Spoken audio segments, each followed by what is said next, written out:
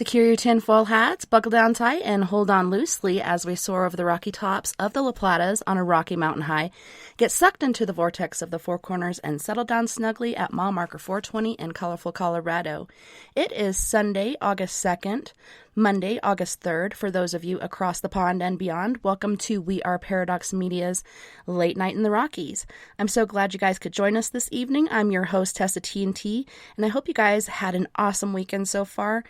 You can find us live right now at Spreaker.com under We Are Paradox Media. You can also find us at Twitter, Spotify, Apple Podcasts, Google Podcasts, iTunes, iHeartRadio, CastBox, Tumblr, YouTube, SoundCloud, TuneIn Radio, Deezer, as well as Podcast Addict.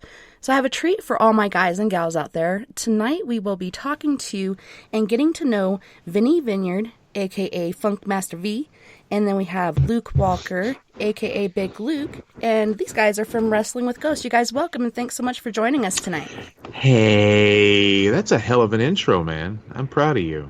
That was a lot of words. You must have had that wrote down. There's no way you memorized all well, that.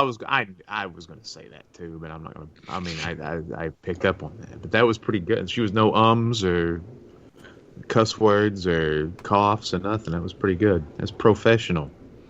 Well, thank you. I try. It's the best I can do. So can you tell our listeners a little bit about yourself? We'll start with you, Vinny. I'm 6'8". No, that's me. Oh, that's right. I get us. We're around each other a lot. I get us confused. I'm a swarthy 5'11". No, I guess height doesn't matter, does it? I'll start over. Take two. We'll edit that out. Gosh, we're just me and him, a couple of entertainers. We're both pro wrestlers. We're both musicians. Both comedians.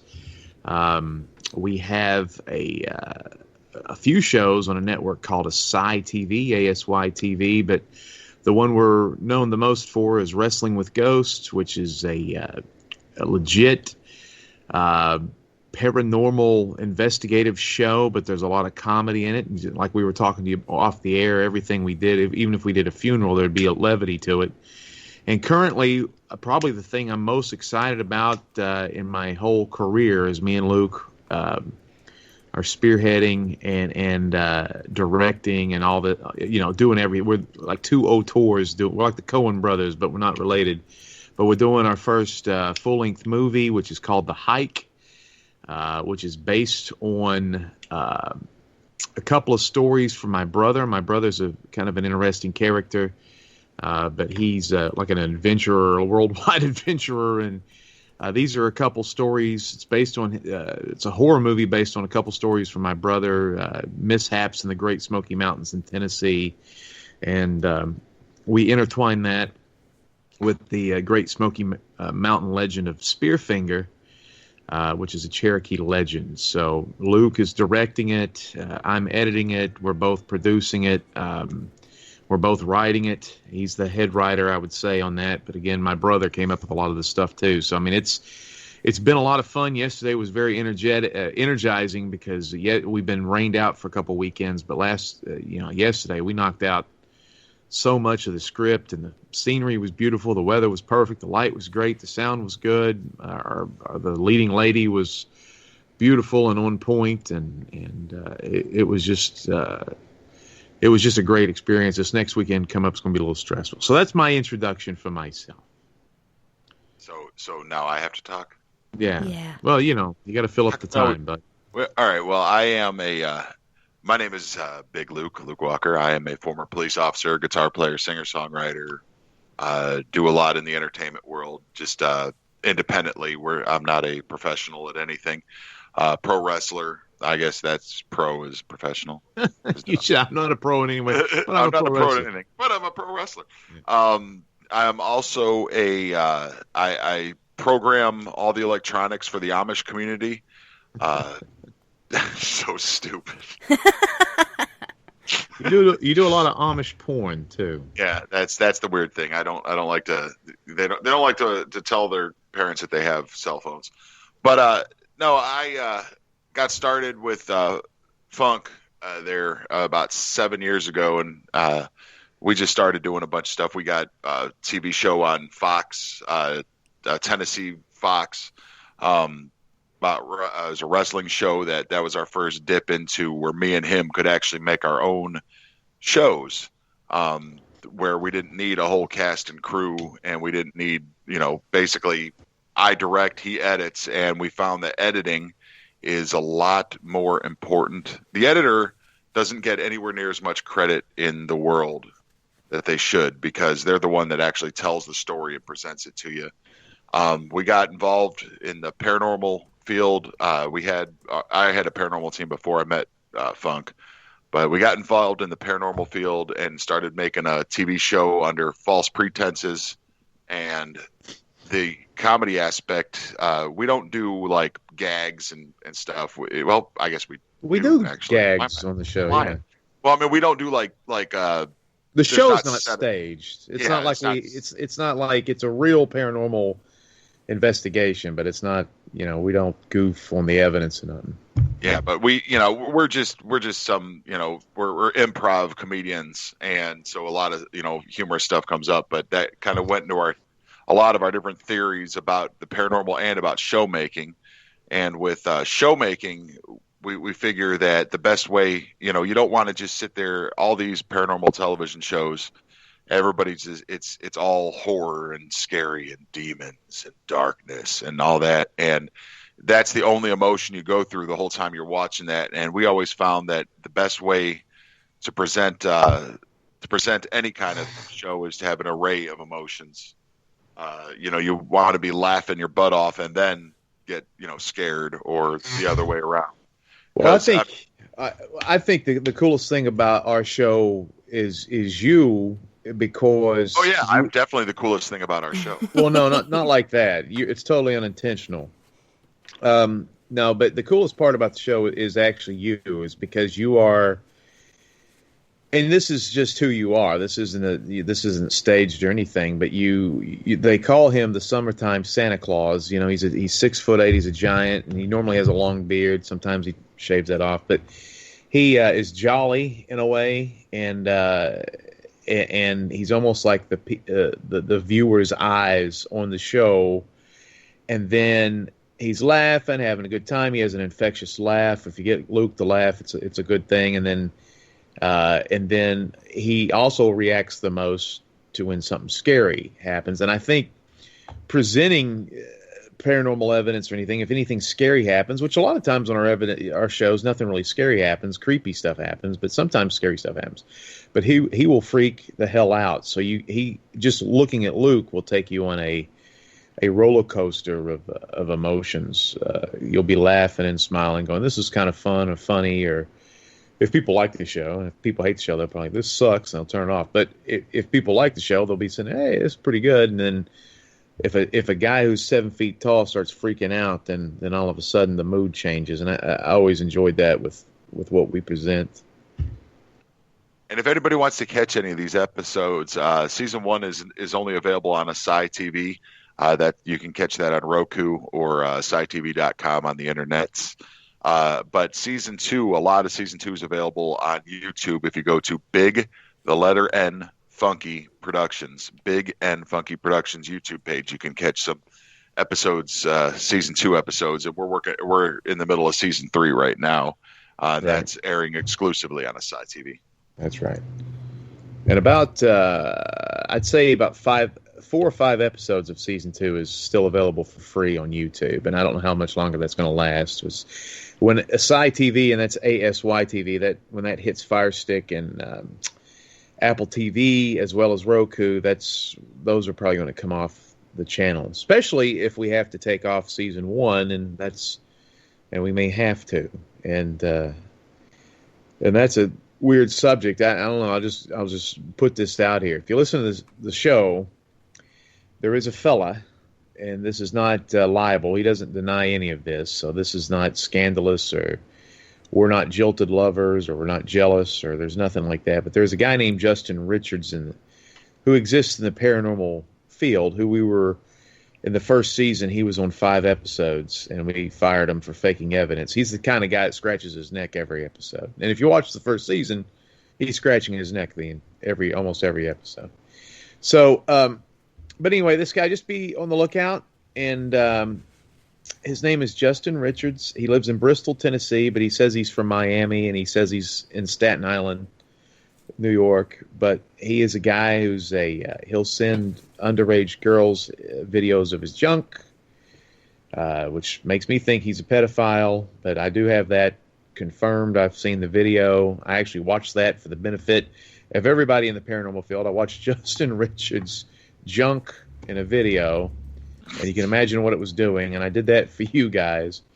Yeah, and I'm sorry you can't ever unsee that. That's it's rough. I go out on top of a mountain and cry a lot now, and look at the sunset with a tear running down my cheek like that Native American when we litter. But he also is a scammer. Last week, and if you're on my Facebook page, anybody listening, I keep re-sharing this video until I get 2,500 views, which I think I hit tonight actually. But I just wanted 2,500 different people to see this particular video, where I basically spell out everything about Justin Richards and the dangers. Not only is he a pedophile, but he's a liar. Everything he says out of his mouth is a lie.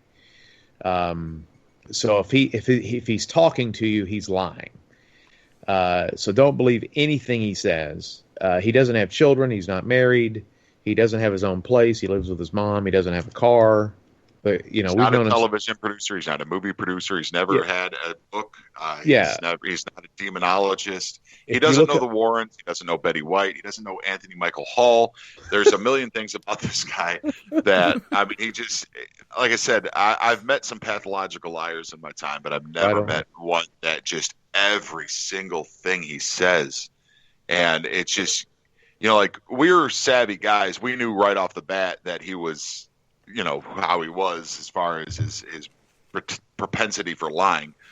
But we decided to work with him for a few months just because we thought he actually had something going. And the reason we really used him is because he helped us get into the paranormal world, because we were pro wrestlers at the time, so he had connections. There's things that scammers do really well, and even though we knew what kind of person he was, he has a very good way of, like, he would keep us on the hook about Destination America wanted to talk to us, which ended up Destination America, after we fired him, ended up talking to us. Yeah. But and he'd have locations. He's very good at promoting. The problem is he promotes scams, but he's very good at promoting. He's very good at he knows some of the lingo that you need to know. But when he's good at the beginning. Like, he gets everything. He gets you excited. He says enough accurate. But if he took the time to actually learn his trade or anything about television, he actually could do something, but he never has. I mean, the equipment he shows up with to shoot quote unquote television, he's never made television. Like Luke alluded to, he's not on IMDb, he's not on Google. If you find anything, it's associated with us, and we've tried like the devil for 3 years to get him off everything associated with us. And this is before the pedophile stuff came out. But he'll show up to events with stolen cameras that aren't charged and doesn't have memory left. And like, you'll start shooting a show or an event, and then about 5 minutes into it, he's like, the power's out, the battery's dead. And it's like, dude, you didn't come with extra batteries, and you're supposed to be from television. He doesn't know anything. And the other thing is too, that last week when I started that video, I made a post about him the night before, and then the next morning I decided, hey, I'm gonna make sure everybody knows this guy is back, and because he'll disappear. He's disappeared now. After that video came out, he disappeared. But that morning I talked to a couple people, and all these people started telling me about all this stuff that he does, to them, and they started talking about this guy named Turtle Man. Well, Turtle Man is a guy that is from Kentucky or somewheres. And this other guy named Chip or something, and he's like a Bigfoot guy. And these guys are somewhat celebrities. They've been on Discovery Channel, and they have their own reality shows for a few years. And he was scamming somebody out of $60,000 to $200,000 to make a movie. This guy is incapable of making a movie. It'd be like paying me $200,000 to fly you to Mars. I could tell you I'm going to do it. I could show up. I could take the check, but you're not getting to Mars. It could look like we're going there and we're trying, but the damn thing's never lifting off the ground. But let me tell you what he does. This is besides all of the pedophilia stuff and hitting on your 17-year-old daughters and setting up scams and telling you he's a movie guy. We really don't know his end game until the last year or so. He started to scam people out of money. He'll set an event up at a location, and he'll say he's world famous, and he's got world famous people, like world famous investigators coming. And you pay him in PayPal, so you can reserve a spot to it's going to be fun. We're going to go down to this place, and we're going to have a great time investigating with all these wonderful people. And then he'll cancel the event the same day and then block you on social media and change his email address, and he'll keep the money that you wired him through PayPal. Bada boom, bada bing. You're out of money. He also tells people who are grieving that he'll contact, he'll tell people that he's a medium. And he'll scam them out of money. Okay, well, PayPal me $500. I'll reach your son for you. I know he's here. I can do it. And these people who are grieving will send him the money, block you on social media, change his email address. He'll scam you he'll tell you that you're getting in a movie with Betty White, and he'll meet you a couple times. This is a story. This is a comic. He's so funny. I mean, there's comical things about him too. There was a person that we know that was wanting to be in a movie or wanting to make a movie, and Justin came along and said, I can make you a movie for you. Oh, great. And if you're in the entertainment business, it's very difficult to get anything done, especially these days. The last 5 years, it's gone to hell to get anything on television or anything produced. And this lady's eating at the restaurant with him. Well, he disappears. They're talking about Betty White. Betty White's going to be in your movie. She's like, oh, that's cool. Awesome. Hold on. I got to go to the bathroom. He disappeared for 3 hours. The lady had to end up spending $80 for what he ate. This guy don't drink or nothing. He ate $80 worth of food. He ducked out for 3 hours. And then where was he? He comes back. I'm sorry. I was stuck in an elevator. A demon had attacked the elevator and froze it between the levels. And I was stuck in there with Flo Rida. And you won't believe there's a rapper named Flo Rida who's already not cool anymore. But anyway, he said he was stuck in an elevator with Flo Rida, and he's now convinced Flo Rida of the paranormal. And guess what? Flo Rida wants to be in the movie. Then she's like, oh, well, that's cool. Can you reimburse me the $80? No, I don't have it. So, I mean, like these elaborate lies that he just comes up with that he thinks people are going to believe just to duck out on an $80, I don't even know what the hell he was eating, lobster and shrimp or something. I'm not sure.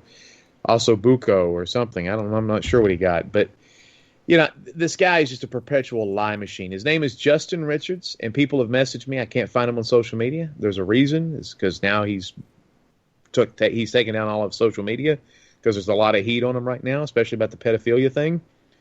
And he'll be back. He won't go away for very long. He'll find a group of suckers. He'll find his marks.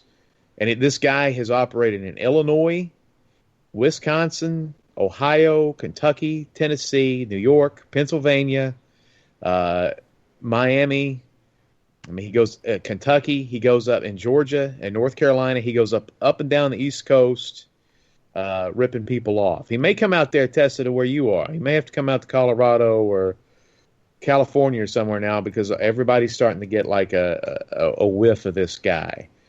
And there are people that listen to me, and they'll just be like, okay, the weird pro wrestler Man of Funk is telling me to watch out for this guy. Maybe this guy's not very credible. And they'll get taken for a ride every damn time. So, just a warning. I know it's a little serious to start off with, but just want everybody to know that if you're in the paranormal world, he is a pariah. Yeah, I just don't see So how there you he's go. getting away with this. Like, I know there's so many people all over the world, especially Nigeria, that do these scams and get money out of people, and of course they can't do anything about it because they're overseas or whatnot, but this little bastard, I mean, how the hell Well, is a he lot not of in it's jail already? $60,000 or $200,000? Holy shit. yeah. Well, he's very good at also when the thing explodes, blaming. Again, I don't want to bore anybody with this, but last week somebody I didn't know was telling me about the situation with this particular movie, and here's the other thing too, folks. Luke, are you still there? Did Luke jump off or something? Let me look. Normally he chimes in. Maybe he went to the bathroom or something. He knows I'm an enemy of brevity. So No, I had to go there. I had to take a pee. I knew it. I was like, man, normally you come in, you normally make fun of me while I'm doing one of the long-winded Well, things.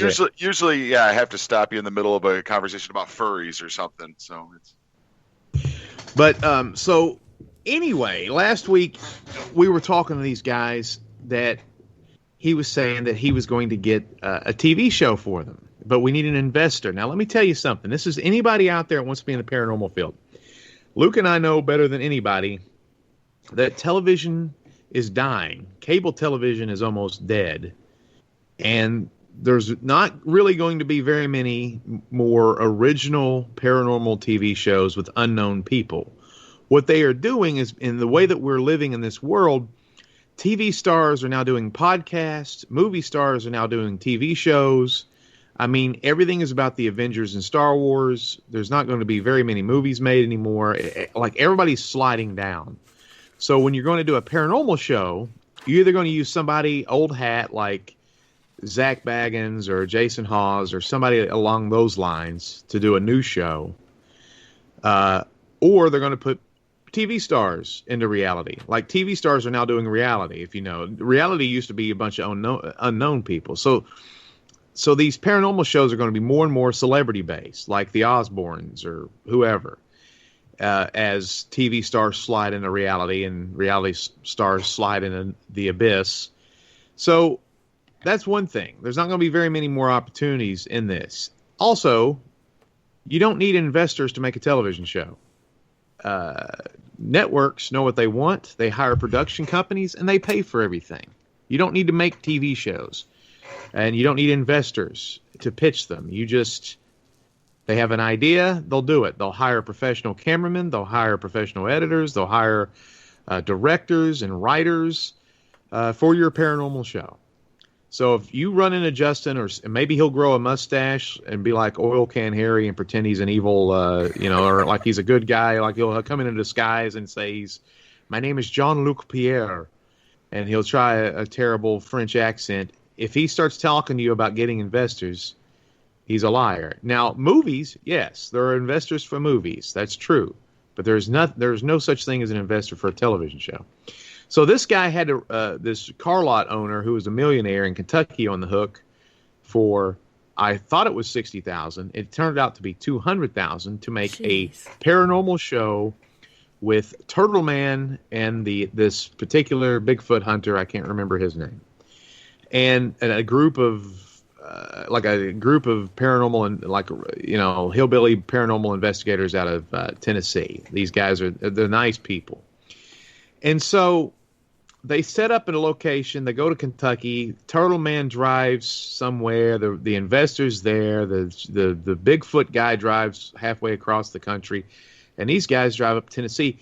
We're making a TV show pilot. Okay. I mean, they're sitting there doing a Kentucky shoot or something. They get up there, and Justin calls and goes, I can't make it. I'm stuck in Virginia with my kid. And everybody's like, what the hell are you talking about? You're the main guy here.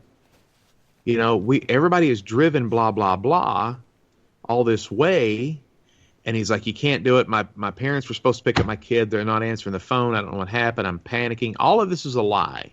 He just didn't want to show up to the event because everybody, like Turtle Man and this Bigfoot guy, would know that he doesn't have any idea how to make a television show. When you show up with crappy cameras that suck, that were out of date 10 years ago, and you run out of juice and you don't have any memory, people who've been on the Discovery Channel are going to go, this guy doesn't know what the hell he's doing. So they reschedule it. They do something, they film a little something, it doesn't go well, they reschedule it. Same deal, going to Kentucky, everybody taking off work, everybody the expense of driving to another state. Halfway there, he's like, oh, guys, he goes, the Netflix deal that we signed, which that's not how that works, by the way, but the network, it expires in 10 days, and today is the last day. And I thought we had 14 days to get the paperwork back. I got to drive to Nashville. By the way, Nashville, there's no Netflix office in Nashville. So, yeah, he had to duck out again. And so it's like, how many times? This is like a guy sitting there saying, I'm the best quarterback in the world. And you're like, you're signed. And then when the preseason starts, you go, I broke my arm. I can't make it in. Or I've got Ebola. I mean, he keeps, when the rubber hits the road, he keeps ducking out. And that's the way, because people in the television business, and Luke and I have acted and been on network television and stuff before. Dude, these people show up, they get the job done. These are some making television, making movies, hard MFing work. There is no Kentucky windish type of, maybe I won't show up for a few hours. Or, it's rocking and rolling. It's hard to make TV. To make an hour of television, it takes 15 people a full week of, 100 people a full week of work to do a little hour of television. You can't just half-ass it, So anyway, when we make Wrestling with Ghost, it's bare bones kind of production, and it's still 3 people carrying equipment and lighting and everything around. I've been to sets of the network paranormal shows, and there's 20 people. When you see, they're locked in this house by themselves. They're locked in the house with 3 producers, 2 lighting guys, 3 sound guys, the director, and it's not. Yeah. Tell me how many people were on the set of Nashville. Yeah, when I worked on the TV show Nashville, there was at least 200 people there, in the studio, and. Behind their 12 monitors set up, there's 5 people sitting there. There's makeup people. There's people making fake drinks. There's it's just if you show up if you show up with a camera on a rig that you stole from Dalton Stout and you've got like the 15-year-old daughters of the people that think they're going to be this television stars running the cameras. That's not a television show.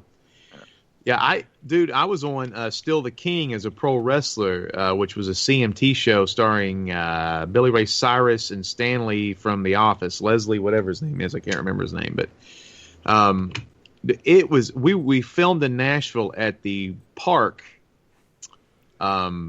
At the like a fairground. It was a small city. There was like a row of like places to eat set up just for the crew, and it was spread out all over. It was unbelievable. I've never been. That was like. There were scenes and all sorts of these different like little off the fairgrounds and stuff. But it was unbelievable how much production. I can't even imagine truck drivers and riggers and cooks and set designers and ADs. So this guy, if you run across anybody, it's like, I'm making a television show. Can your 14-year-old daughter hold the camera? That's a lie. That's basically what I'm saying, because he fools a lot of people, and there should be red flags to any of that stuff. So that's all we're saying. Justin Richards, if you run into him or any evil version with the oil can, hairy mustache, or whatever he pulls off, just please be careful. Don't give him any money, and remember, everything he says is a bold-faced lie. And that's our PSA for the paranormal universe. Well, thanks for sharing and letting everybody know. I mean, it's just ridiculous. Yeah, I would like to say that this isn't a vendetta against the guy. No. I care less. He's been out of our lives for years. This is now just that we hear that. Me being a former cop, I still want to prevent crime, and this guy is going around committing crimes in the paranormal field and taking advantage of people. So we just want to get that out there. If there was somebody we didn't know doing this stuff, we'd do the same thing. Well, and we keep seeing this pop up where he keeps scamming people. And that's why, and what's funny about this is we actually make friends with some of the people that he scams. And then not only do we have friends, which it's always nice because people don't like me and Luke. We're bad guy wrestlers. We're Yankees that live in the South. We sit around the house all day and cry wishing we were invited to barbecues. That's basically how we spend our day. But, so we increase our friendship, we increase our contacts, we have opportunities where we can film to new places. Like these people that knew the Turtle Man, they're going to take us for our show Haunted Graves, which is on ASY TV, ASY TV. They're taking us to Red Ash, where he's shown me pictures of this goat man that they keep taking a picture of, which is very interesting. And I'm normally not somebody, when somebody shows you paranormal photographs, you're like, that could be your crappy camera or the light, there's no telling. But these photographs he's showing of the goat man up there at the Red Ash Cemetery, most haunted cemetery in Tennessee, they claim. It was chosen in the coaches poll and the UPI. Yeah, it's the Associated Press. Yeah, they're going to play Elkmont Cemetery in the first round of the playoffs. I don't know how they rank these haunted places. That's kind of what me and Luke say as a joke. But anyway, and then we have a beautiful redhead named Kirby that's coming out to be in our movie, The Hike. And if you're lucky, you might get to see her boobies. I'm just saying. Ooh. And so anyway, that's somebody that came from Justin's background. And then there's the people at the Horsefly Chronicles house out of Easton, PA.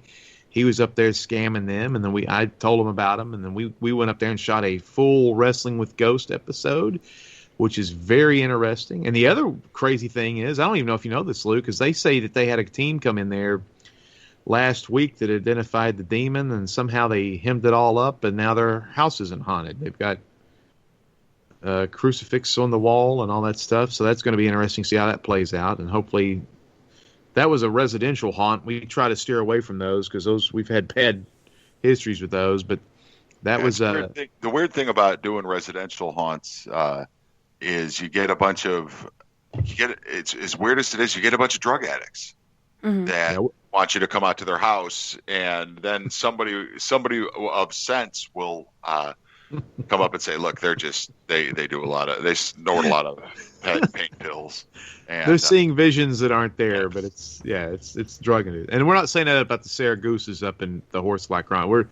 But we've tried to do residential haunts on Wrestling with Ghosts, and that's always been a disaster. This is the only one that's going to be an episode, so, and that one's coming up soon. So, and I'm glad they got that resolved because that was definitely, you can kind of tell there was something off going on in that house, and if they've got that.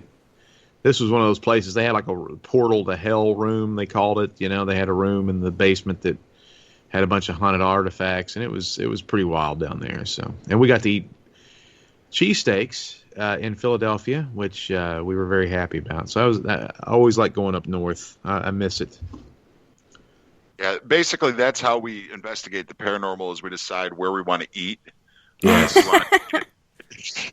If we want to go to Chicago and get some beef sandwiches, we'll call up there some of our friends in Chicago and find a haunted place up there and drive up there and eat, and then, or we will pick conventions that we want to work at based on where they're at is related to food, and which is weird because we're both our whole team is slimmed down. I think we're Travis our third guy. He's lost about 50 pounds. I've lost 100 pounds. Funk there is a svelte about 190. So it's we go. That's like the only time we go to eat. Well, what's funny? Well, yeah, that's funny that you bring that up because like if you watch our intro, which is on YouTube, it's green and blue and it's got candy on it and it's got the Galactic Cowboys 9th of June song and we look freaking cool. Just unbelievable. We look like the coolest freaking paranormal team in the world. And then we shot the first episode last year when we were all freaking fat. Luke was fat. He has this giant beard. Travis is just sloppy. And then, like, I'm not necessarily any fatter, really, than I am a little heavier back then than I am now. But I had a bald spot in my freaking head and I had gray hair everywhere. And And then Candy, who has like these cool dreadlocks now, looked like she just had this really flat black hair, and for some reason she was wearing a T-shirt backwards. We look like a bunch of dorks compared to what we look like now, and it was like, man, it's the weirdest thing. It's like this intro, we look like the alpha versions of ourselves from. But anyway, that's still a good episode. But I don't know what was going on with what we look like. But Travis looks great, and then Luke has transformed his body. Of course, that was the thing too. You went through a lot of physical duress. We thought you were dying of cancer last year, and you weren't.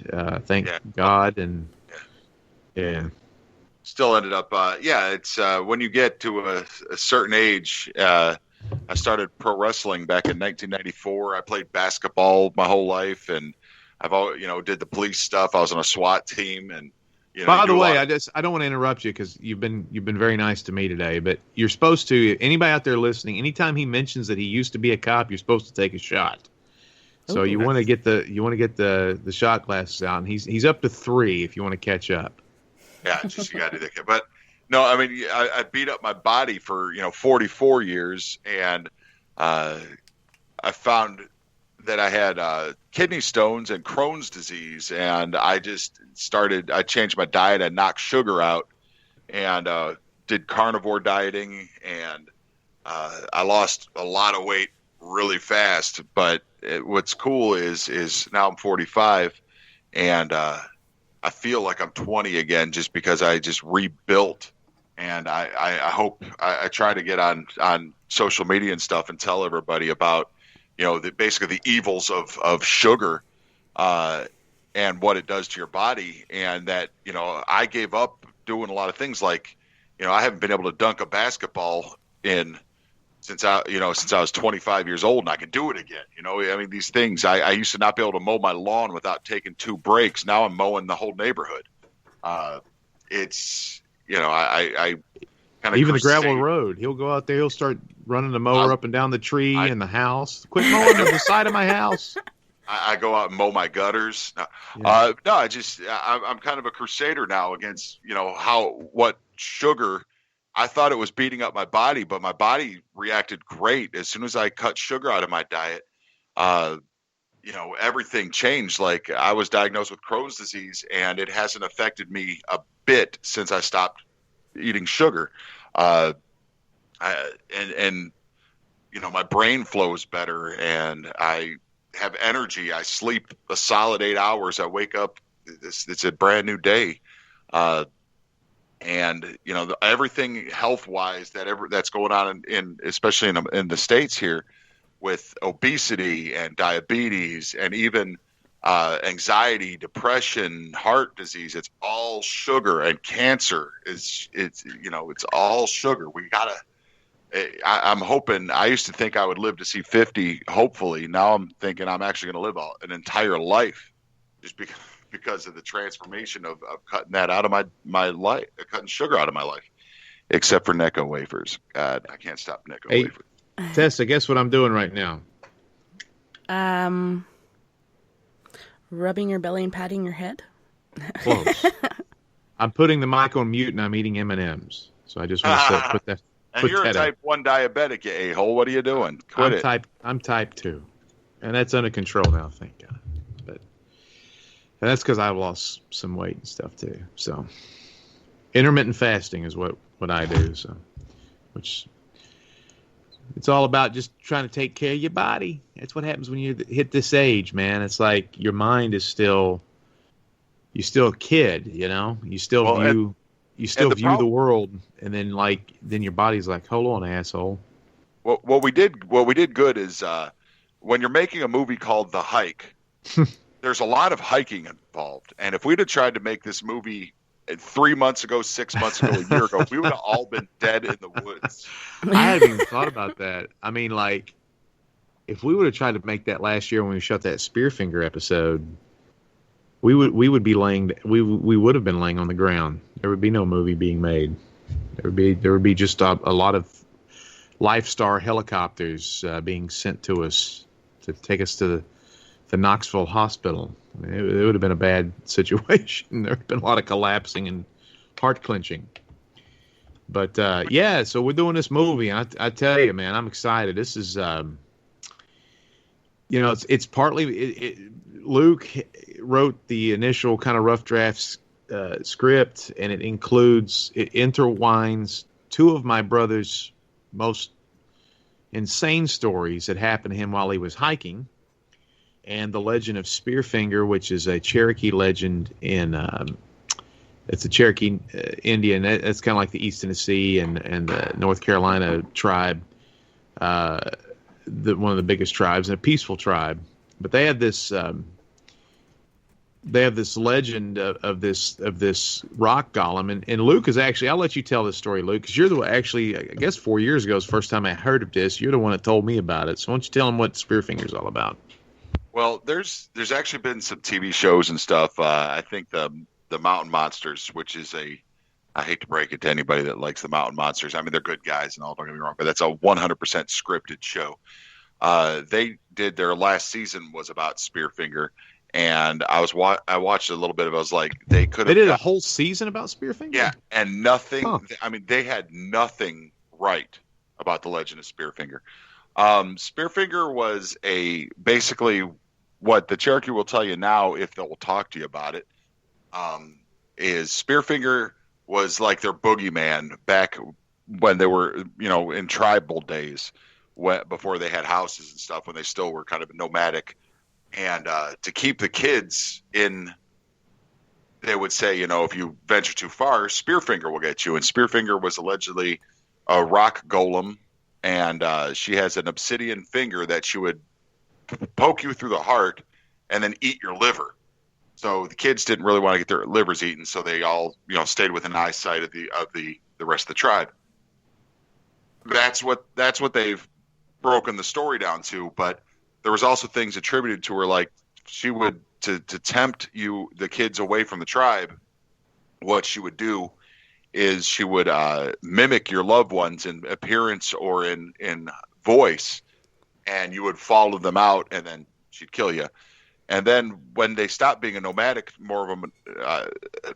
they started being more of a I can't say the word. When they stopped, being nomads, and started building houses and stuff, and the white people came around, she changed her tactics up to where she would cut trees down on people with her spear finger. She would, knock trees down on people. And we started noticing 2 years ago that there was this really weird rash. Now, we live in the Smoky Mountains, and there's, 500,000 acres of land here. But in the course of 6 months, 4 people died because trees were knocked down on them. Jeez. And yeah, like one guy was driving his car and a tree went on him. 2 women were hiking at different times. Trees went down. Another guy was on a motorcycle in a tree. And we're not talking during storms. It was during bright sunshiny days at these trees. And so we got it that, while I knew that legend, we started looking around, and we found that that's happened recently a lot more than just 4 times. So we kind of wanted to get to the bottom with it with Wrestling with Ghosts. Well, actually, I looked it up. In the Great Smoky Mountains, when we produced the episode, there was 18 incidents of trees falling on people in a 16th month period. I mean, that's craziness. And she would throw rocks at people. And then there was also, alleged on the Nolan Creek Trail, which is her hunting grounds, where we did episode 1 of season 3 of Wrestling with Ghosts. There's supposedly good spirits that are there to warn you off of her that are represented with orange lights. And we saw orange lights. I heard my voice. We all heard my voice when you could see my mouth not moving. Try to was like, "Hey guys." Yeah. And that was captured too. Yeah. You hear this, "Hey guys." And Luke's kind of lowest, he has the lowest voice, and she mimics people, So this episode, we're just going to be. We just thought this was going to be. We were going to go. Okay, I'm just going to lay it out here. interesting episode idea. None of us believed that Spearfinger exists. None of us believes that it's real. It's just one of those boogeyman stories, you know. So we drive out. There was a neat little. If you're ever in Western Carolina, there's a road called the Road to Nowhere, which is worth the drive. And there's a tunnel at the end of it filled with graffiti, and there's tons of penises spray painted in there and other things too. But you can very take inaccurate too. Very inaccurate. They don't look like human penises. Maybe alien, I don't know, some sort of other subspecies or something. But this road after the tunnel turns into basically a gravel road for only 100 feet or so, and then it turns into a hiking trail. It literally is a road to nowhere. There's no gas stations along it. There's no houses. There's no, there's no commercial or anything. There's no pull-offs or anything. And on that road to nowhere is the Nolan Creek Trail. And Nolan Creek Trail is the most haunted trail in North Carolina. They got voted #1 by the Associated Press and the coaches poll, and they're playing. And I think the Screen Actors Guild even got together on that one. They're the home field advantage in the playoffs. Congratulations. So, but this is actually a place where my brother's stories, those crazy stories, happen right in that location and partly on that trail. So that's how when we came up with this movie, that basically marries what we found out on this investigation with Wrestling with Ghosts. And by the way, if you want to see this episode, it is on Roku TV, ASY TV, and use promo code FUNKY if you get the channel. Look up Wrestling with Ghosts, and it's episode 3-1 called Spearfinger. Normally we come up with some funny stuff, but we're going to be more meta in the third season. Just name it what it is. But anyway, so if you look up the Spearfinger episode, you will see that we didn't film everywhere that we went, but I go into a couple places to ask the natives there and the people that live in this Indian reservation, tell me about Spearfinger. And they were all real. They were real hesitant, and of course, I was wearing a mink coat because my character is the Funkmaster V. Wearing sunglasses with stars on them. You look like Elton John walking through the place. Yeah, and so they were kind of put off by that. But they were like, they didn't want to really tell a white man much about it because me and Luke and everybody else kind of said, this is just the boogeyman. Stay out, stay in the tribe. Don't run off, get eaten by, a bobcat. There's Spearfinger out there. But when we asked even the people at the fast food restaurants, like cashiers, hey, tell me about Spearfinger. They were all like, it's almost like a mafia movie or something. They're all like, I don't know. What do you want to know about that for? And Spearfinger was directly related to the religion. So it's almost like going down south and saying, tell me about this frickin' a-hole John the Baptist. What's this little loon about? Everybody'd be like, whoa, you take it easy now. You're coming at me a little hard with that. That's kind of personal. So there was a reverence to this, if you catch my drift. And then that was a little off-putting. And so we get on the trail, and we shoot some funny stuff like we always do. But when we get on the trail, the actual haunted trail, Nolan Creek Trail, if anybody ever wants to go down there, if you're a hiker, you're in the woods, you like paranormal stuff, check it out. We get freaked out on that trail. Luke already said we saw orange lights right when we were talking about orange lights. We were doing the show or the segment open about the orange lights, and lo and behold, we all saw it. We heard voices the entire time, and then we heard Luke's voice.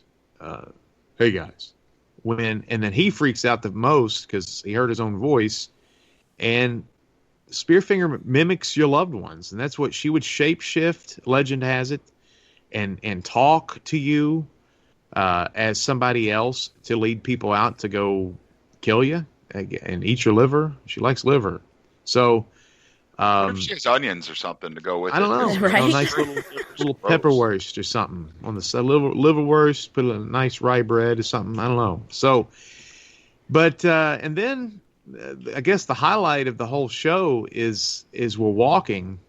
We're almost all on camera except for the cameraman. The cameraman was in the back, basically because we wanted to videotape Candy's butt. Which, if you ever watch our stuff, you'll understand why. It don't quit, y'all. But anyway, we're going down this trail. Frickin' rock thrown we're on this trail, I think 1 or 2 in the morning on a weekday. Nobody is anywhere near us. We're on the road to nowhere. If you look on the map, if you pull up Google, if you're listening to this, you're on your computer, pull up Proctor, North Carolina, and we're close to that. Look how that is in the middle of nowhere. You'll be amazed that there's a place on the eastern seaboard in the United States where there is no major road, highway, city, nothing. I mean, this is in the middle of we were in the middle of nowhere. Frickin' rock slung like frickin' Nolan Ryan chucking a ball across hits the tree, almost hits my daughter in the head, and big loud thump. And we later find out when we're doing more research to release the episode that Spearfinger, being a rock golem, legend has it she can easily manipulate rocks and boulders. And so her chucking a rock, and again, none of us know.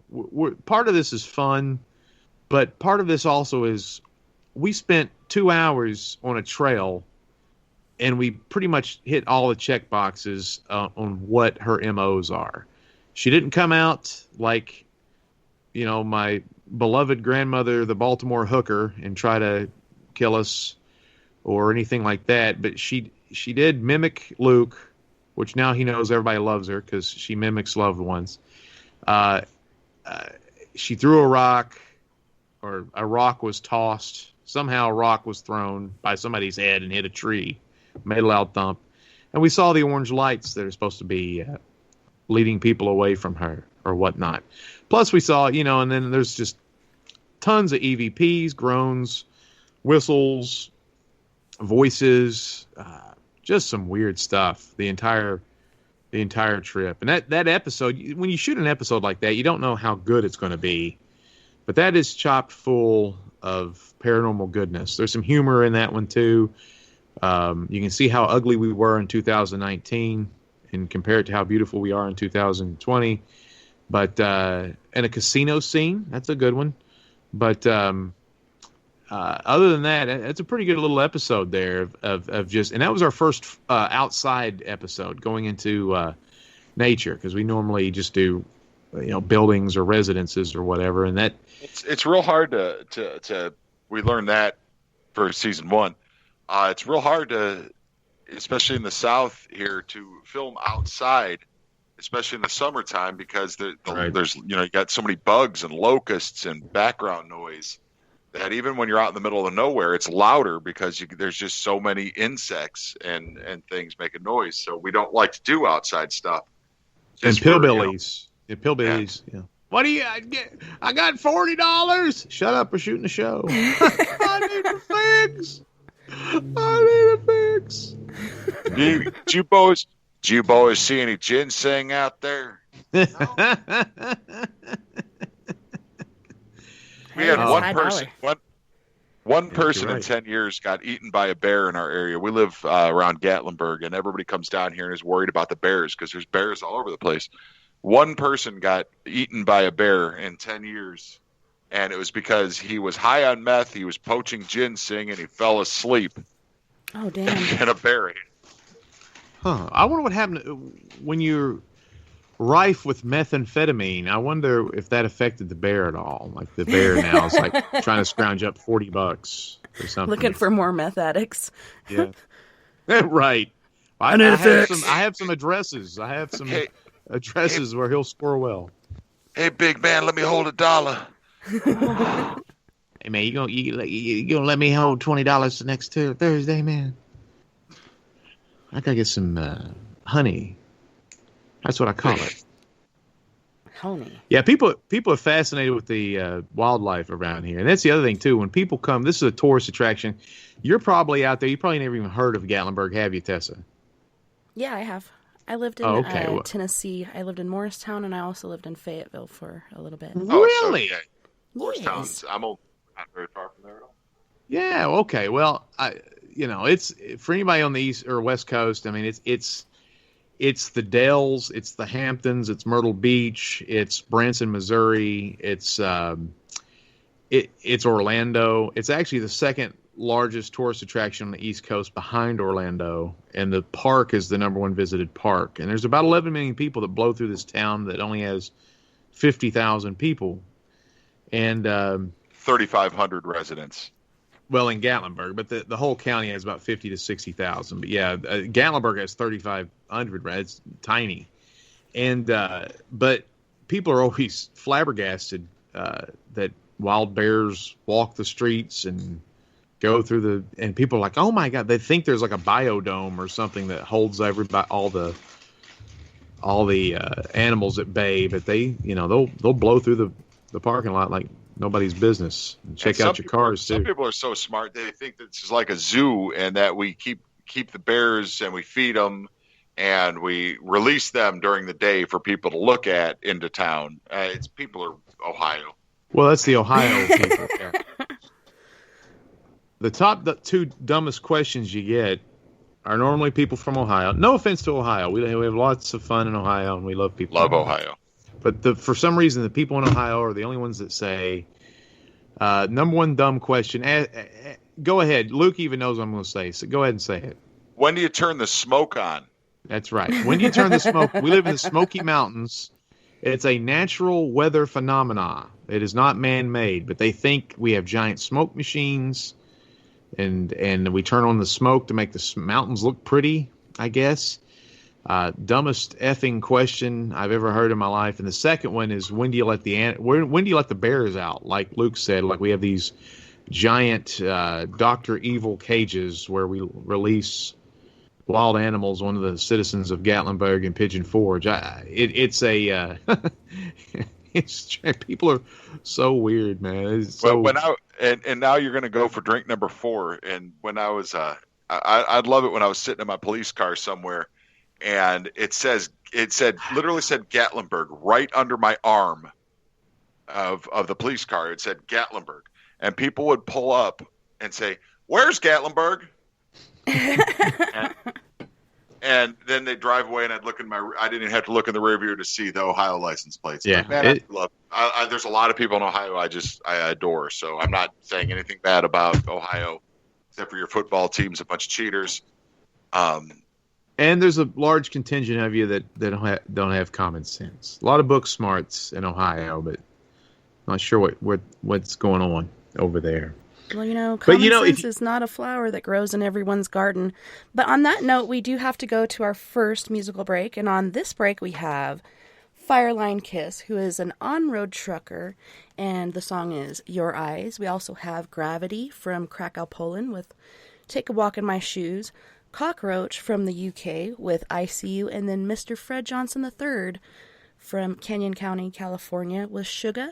You guys don't go anywhere. We'll be right back right after this musical break. Your eyes.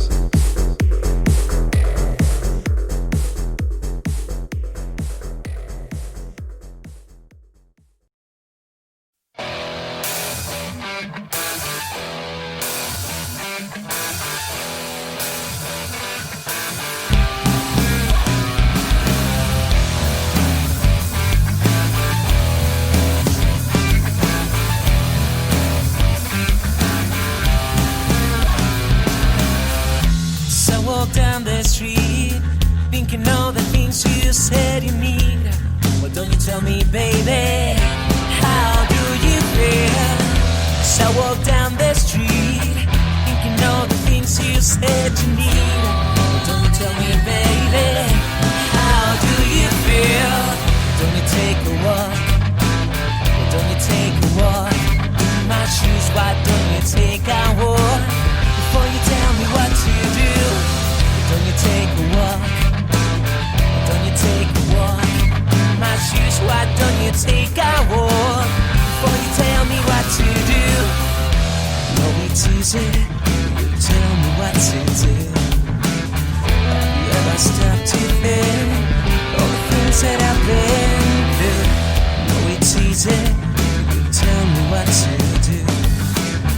Have you ever stopped to think all the things that I've been through? Don't you take a walk? Don't you take a walk? In my shoes, don't you, baby, take a walk? Before you tell me what to do, don't you take a walk? Don't you take a walk? In my shoes, don't you, baby, take a walk? Before you tell me what to do.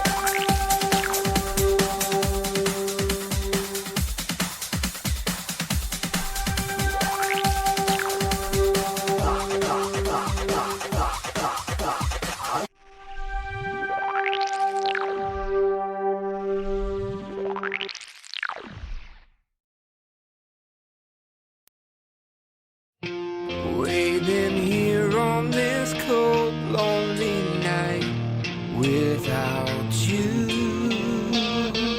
The tension's overbearing, wondering, are you coming back home again?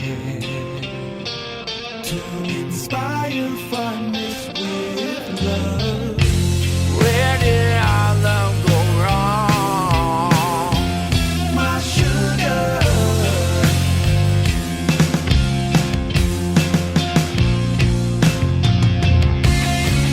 Why did I make you cry? Whispers flow through my mind when I think about you. That warm feeling in me. My heart sings a sad song and just melts away.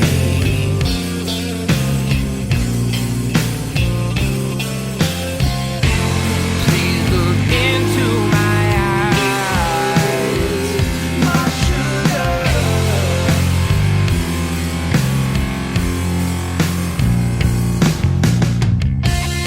There's life in out there.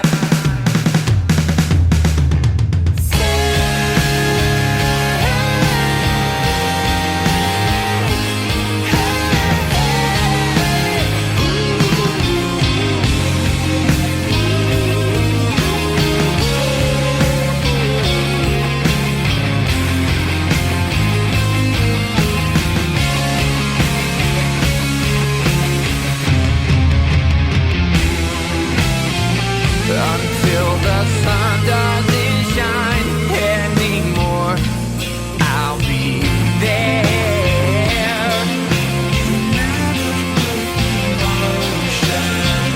When time is a memory, I'll know this love.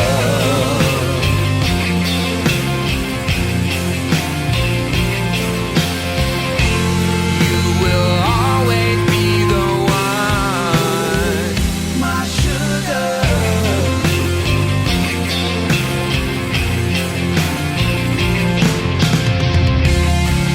The feeling is so strong. Waiting here on this cold, lonely night without you.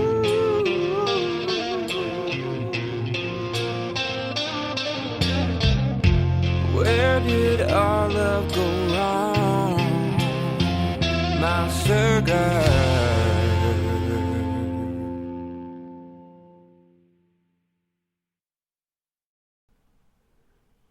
Welcome back, and thanks so much for joining us tonight on We Are Paradox Media's Late Night in the Rockies. Tonight we are joined by Funkmaster V and Big Luke. You guys, welcome back, and thanks so much for hanging out with us. I love the fact. I love how you say that. We talked way too much that first. Well, that's what we're here to do, goofball. What do you think? We're supposed to sit here and play cards with each other or something? Well, yeah. By the way, go fish. And no, so it's just like do we want direction? Do we want to do something different, or do we just want to just keep talking out of our butts? Like she's the host. This is what you do every time we go on the radio. You come out of the gate and you start blathering. You don't let the host ever direct us with a question. You talked 90% of the first. Oh, now I'm going to keep a counter here. I got a little clock, little chest clock. We'll see who talks more. But anyway, let me tell you about furries. No, I'm just kidding. Well, I had a question. Luke, you said earlier that you had a paranormal group before you and Vinnie got together and started doing paranormal stuff as a team. Did you do things differently, or did you still have that humor present? Because it seems to me like, if I were a ghost, I'd enjoy having somebody there with humor, and that would be some good energy to feed from. But, I mean, were you guys more serious when you had your group, or how did that work? No. Well, when I say group, it was me and one other guy, and we were, again, drink number 5. It was 2 overnight, third shift police officers with nothing else to do. Did you drink it down? I did. With nothing else to do and access to just about every building in Gatlinburg. And so we decided to check out a bunch of the haunted stuff. And what happened was the second place we checked out was this really old church. And I had a old tape video camera. This was, I think, 2006 or 2007. And we're walking through the church doing the quiet thing like everybody always does when you first start off paranormal. And I turned real quick and there was a picture of Jesus on the wall and I just yelled, "Jesus Christ!" And when I played the video back, I noticed something was I heard a laugh after that. That wasn't me or the other guy. So that's kind of where actually our theory on, we use humor, but we use it as part of our paranormal technique and we moved, that rolled right along to what we do now. We figure that if you're sitting in a room, if you've got if you're a ghost, even if you're a human being, if that's what ghosts are, is, the residual energy of human beings, you're going to react more to somebody coming into your house and being like, "Hey guys, what's going on? Let's have a party," than somebody coming in going, "Come at me, bro, demon dude." You gotta, and that's why people ask us all the time how we always get so much evidence on our shows. And I think it's because we're doing it a little bit differently than everybody else. Everybody else is still stuck on the whole, it's a scary demon. And we go in there and, if something goes wrong or something goes evil, we do react to that in kind, and we're not morons. We're dumb, but we're not stupid. But, for the most part, we get a lot of reaction when we're joking around. Vinny's got a way he puts it that's much more eloquent than I do about flirting with the things you say it. We flirt with the women, we joke with the guys, and we tease the kids is what we do. And that's where we get a lot of great evidence, is because we treat, if there's a female spirit there and she died when she was 70 and it's 100 years ago, she hadn't had attention from a man in 100+ years, she's going to respond to that, and guys miss, busting balls, you bust a guy's balls. "Hey, what are you doing there, Flapjack? Whatever, you just start name calling and having fun. And a lot of people don't like what we do, that's why, a lot of people think we're disrespectful. We were on a show the other day, and in the message, "You guys are disrespectful and unsanitary," is one of the greatest. Unsanitary, because we. Yeah, well, we'll talk about that in a minute. Yeah. We will, yeah.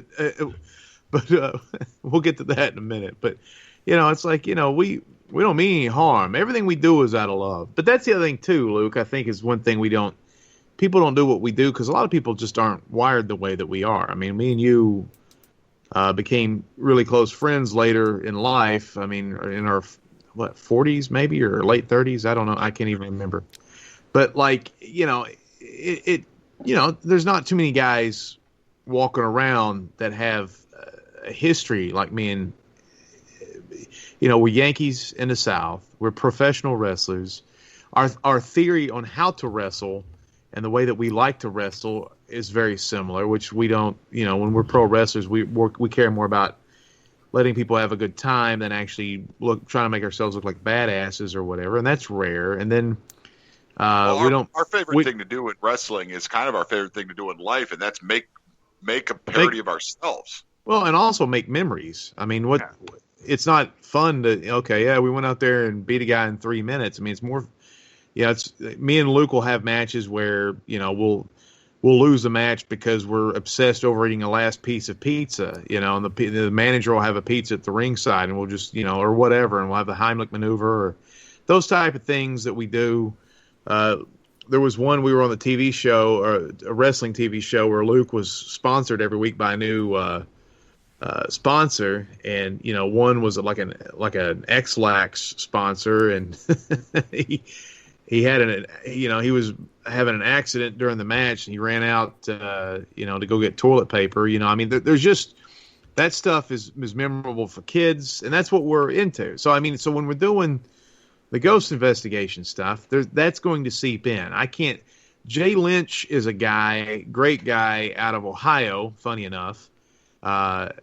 We've been, talking bad about Ohio, but again, we said there's a lot of people we love in Ohio, and we've had a lot of great fun in Ohio. And he's part of a team called Paranormal Mysteries, and they kind of have a web show. They don't produce very many shows, but he's silly like us. He's got a Bigfoot character named Bo Dean, and he does certain, like, he'll go to conventions dressed as a Bigfoot in overalls, and he has fun with that. But on his show, he totally flips the switch. The switch is flipped, and he's serious paranormal guy. And that's just how he operates. And he's talked to us about that. He's like, I want people to know that I'm taking this serious. And Luke and I take this stuff serious too, but it's, we don't flip the switch. I don't feel the need to. I don't understand why Jay does, but that's his business. I've never understood the correlation in anything with where people think that to be serious, you can't have a good time. Right. And people think that you're disrespecting spirits. I mean, me and you go act like a-holes everywhere we go. Why? Just because somebody effing died, what, you gonna treat them differently? You're gonna treat. Oh, now we're gonna be. I mean, if and again, nobody knows what ghosts are, and I've had this philosophy, and I probably told you this last time I was on your show, Tessa. It was, nobody knows if these things are aliens, time travel, dead spirits, demons, angels, creatures we can't perceive, residual energy. Who knows what these things are? But interdimensional beings that we kept, glimpses out of our eyes, and it could be a myriad of things. It could be several of those types of things, or it could be none of those things. But if they're human beings that have died and they're stuck in this realm, don't you think they want some entertainment? I mean, that's kind of what drives us all. We all just want to go to work, eat, have a good steak, screw somebody, and then be entertained. I mean, that's basically every human being. So if we come in there telling jokes or grab ass or being funny or flirting with them or whatever, it makes for a fun night. And I don't think we're disrespecting anything. And from what me and Luke have run into doing between Wrestling with Ghosts and some other TV shows that we produce, I don't think we've ran into too many things that have hated our guts. Again, when we do, that makes for good television. In fact, the reason we're not on major cable television is the fact that we are too silly, and that's why we do everything independently. Is all the networks are like, people that want this stuff want to be scared. They don't want humor. They don't want to mix the two. They want to be frightened, and they want to perpetuate the myth that everything in the afterlife or any of this stuff is evil and scary when it's not true. So go ahead. Well, I know what you're about to say. Go ahead, Dave. No, you don't. I also think Hollywood and network TV are kind of driving car. See, I knew exactly what you were going to say. They're kind of driving a car while looking in the rearview mirror. They're not looking. I didn't think you were going to say that. Yeah, they're not looking ahead at what could be. They're looking at what has kind of worked before. The reasons, like, we got signed to quite a few different network deals that ultimately fell through, but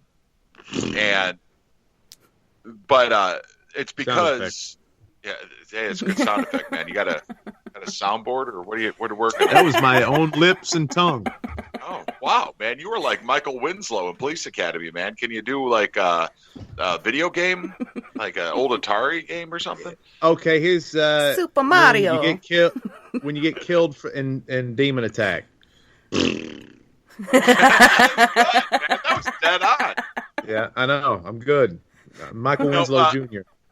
But no, they're not looking at the future and of what Paranormal could go to. They want to double down on what they think worked instead of what actually worked. It was like when Lord of the Rings came out, people loved elves and ogres and goblins, and they loved, when Harry Potter came out, they loved all the different magic, the magical world. But then Hollywood's like, no, what they liked is the epic battles. They didn't like, what had nothing to do with nerd stuff.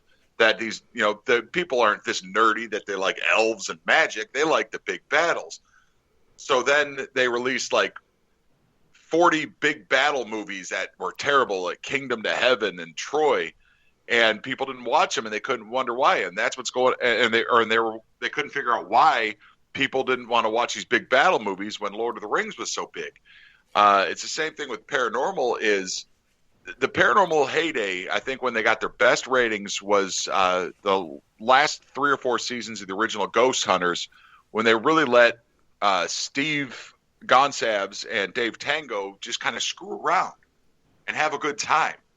And people loved that, but then the next thing came out was, and then they didn't realize that a lot of people were watching Ghost Adventures because it wasn't the demon scary stuff. It was Zach is such an over actor and he's so salacious that it was almost the funniest show on television. It was hilarious to watch, him take his shirt off and yell, "Come at me, bro," to a ghost, and then a broom would fall over and he'd run out of the house. That's high comedy. But then they doubled down and made everything so, every new show is portals to hell, the demon highway, and that's not what people want, and it's reflected in the ratings. That's true. There was a guy that's the program director of A&E that just loved funk. He loved Vinnie, and he wanted to sign us to A&E, and he wanted us to be the first paranormal show on A&E. And I don't know for sure that this is what happened, but I guarantee you, he pitched it to everybody around him, the producers and everything, and they said, "Yeah, okay, we'll do Paranormal." And then we get a call after signing a contract. We get a call that says, "No, they're not going to do your show." They signed Grant Williams. So, or they signed the Osbournes. No, it was that. Yeah, they signed the Osbournes to do it, yeah. And it's just like, And I got to tell you, the worst thing we had happen is this latest Netflix deal. Is we took this great idea for it was a kind of a where we would go around and find haunted objects for people or find weird objects. Like I have a friend that was he was Thackeray Binks in the movie. What was it? The movie with the witches. What is that movie? Bette Midler's in it, right? Midler?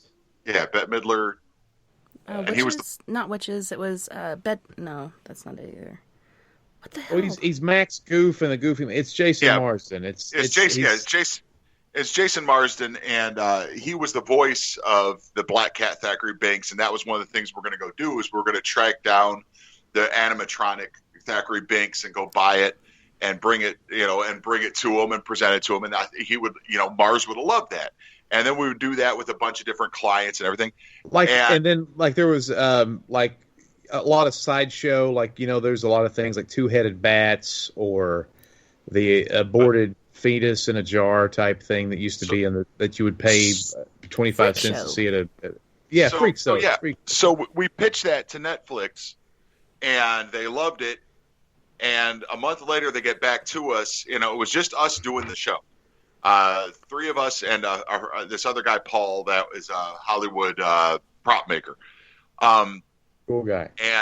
And a month later, they come back to us as like, yeah, okay, well, we greenlit the show and we're going to do it. We're going to send the producers out to meet you. And what we do is we got 9 different teams, and you guys are going to go buy Hollywood stuff, and another team's going to go buy Levi jeans, and another guy collects old Nike hats. And we're like, wait a minute, that's not the show we pitched at all.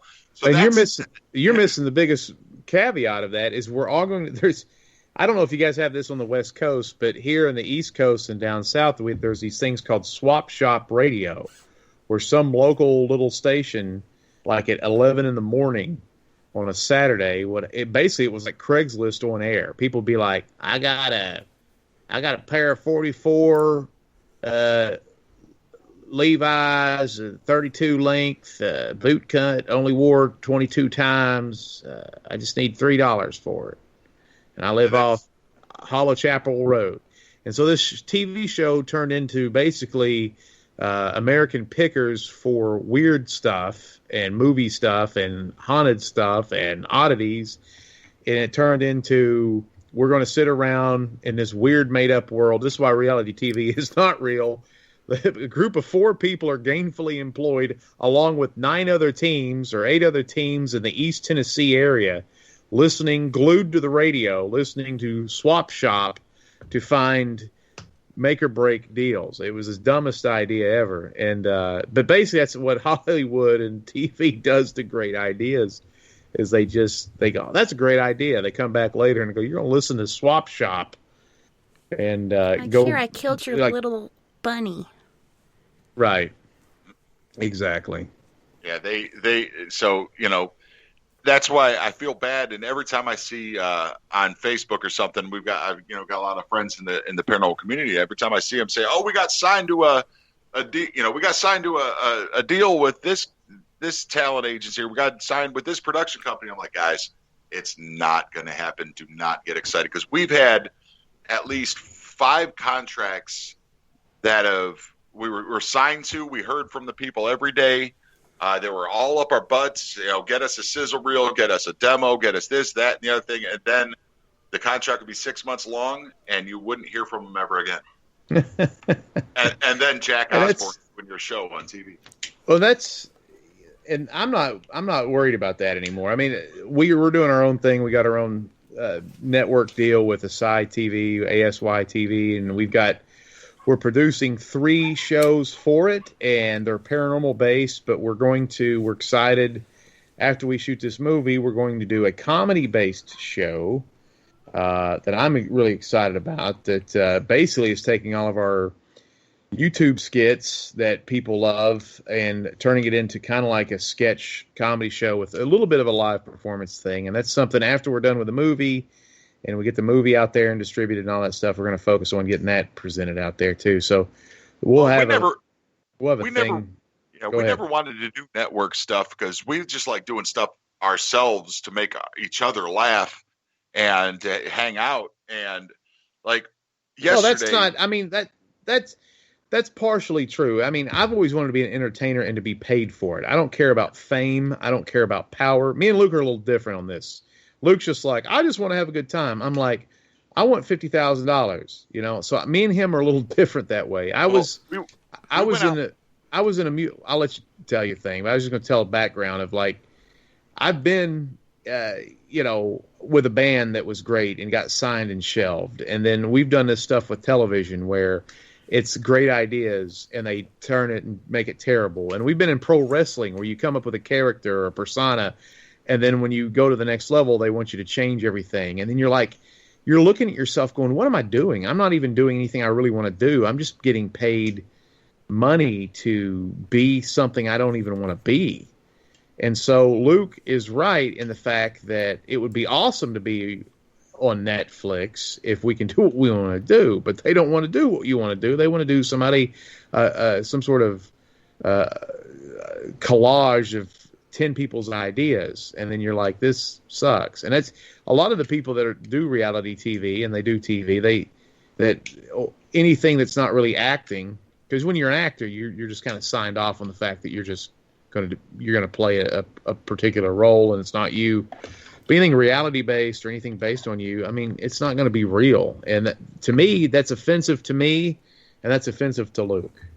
So anyway, I'm sorry. I just wanted to put that out into the universe that I've tried to do it the right way, and it sucks from my vantage point. So to me, I love doing anything independently. I don't like. I've wrestled in front of 20,000 people, and I rather wrestle in front of 200. I've played music in front of thousands of people. I'd rather play in front of 100 because I can connect with that crowd. But like yesterday, we went out, minimal crew, very minimal crew, and we Justin Richards size crew. Yeah, we filmed about 20 scenes in the course of 6 hours. And while I was leaving with one of the actors, Sky Tony, I was taking him back to the car. I said, man, if we were on a big production movie set, we just filmed 15 scenes. We could have filmed maybe 2 scenes in 6 hours, and all that crew and all that, they do nothing but get in the damn way. They, all that does nothing but slow you down. When me and Funk can get out there, and like I said, I'm directing this thing, but Funk is also directing it. He's editing it. He's telling the real story. We're both producing it. I'm doing the camera work. If I'm not doing the camera work, we got one other guy there. I do the lighting. I do the sound. Funk does, the script supervising. When you only have 2 people, really 2 to 3 people, a crew, you can get so much more done than trying to, dictate to 50 people exactly where you need this light pointed. This stuff, and that's why I like doing this independent filmmaking, because we can make this movie. We're about maybe $12,000 to $15,000 in. If this was a Hollywood movie, it would have been probably $3.5 to $4 million at this point. Right. And so and that's the thing too about me and Luke, is we're experts in low production entertainment. I mean, one reason we do paranormal, for some reason, paranormal entities like me and Luke, and they're our stuff. We get a lot of activity. I know a lot of people probably think we're faking this stuff. We fired people for faking evidence. It's just nuts. I don't know what it is either, but there's always this one growl that is always around us. I don't know if we have an attachment or what, but paranormal television is low production television, low production television. Pro wrestling, low production entertainment. Playing live music, low production entertainment. So, I mean, this movie doesn't have a lot of overhead, and we're kind of like outlawing it. We're just kind of like outlaw filmmaking. But we've been together for so long, and we've done it so much, we've honed our skills to where we're going to do our damnedest to make this thing look like a full-fledged Hollywood feature film as much as we can. I mean, there'll be, the crew there will help to certain degrees, because you get more opinions can sometimes help, but it does slow things down. And, lighting could maybe be a little bit better on a couple of scenes. I'm not saying anything that we shot doesn't look good. I'm just saying I know that because we've done television stuff before. There's people there with all they do is worry about lighting, and then there's people all they do that's worried about audio. And I think the proof is in that if you got a great story, which people aren't going to expect the story from us. That's right. They are not going to expect the story we're going to deliver here, because it's intricate, it's deep. There's things that look like mistakes that end up actually paying off. There's things that are twists and turns that you're not going to see coming. And, it's a deep, detailed story that we tell our way. But, like, a great looking movie can suck. But it's all about the story. Like, Clerks is a terrible looking movie. It's impossible to watch, to not take your eyes away and just rub them every 5 minutes. But the story is so great that it's one of the best movies ever made for $26,000, and it was only made for $26,000. Same thing with Blair Witch. It was such an intriguing story that it was a great movie, even though it looked like crap. Even the first Paranormal Activity movie. I like that movie a lot. Yeah, it looked like crap, but it had an intriguing thing. So if this, I don't think visual is going to be our problem. It's going to be audio, just because we're filming outdoors.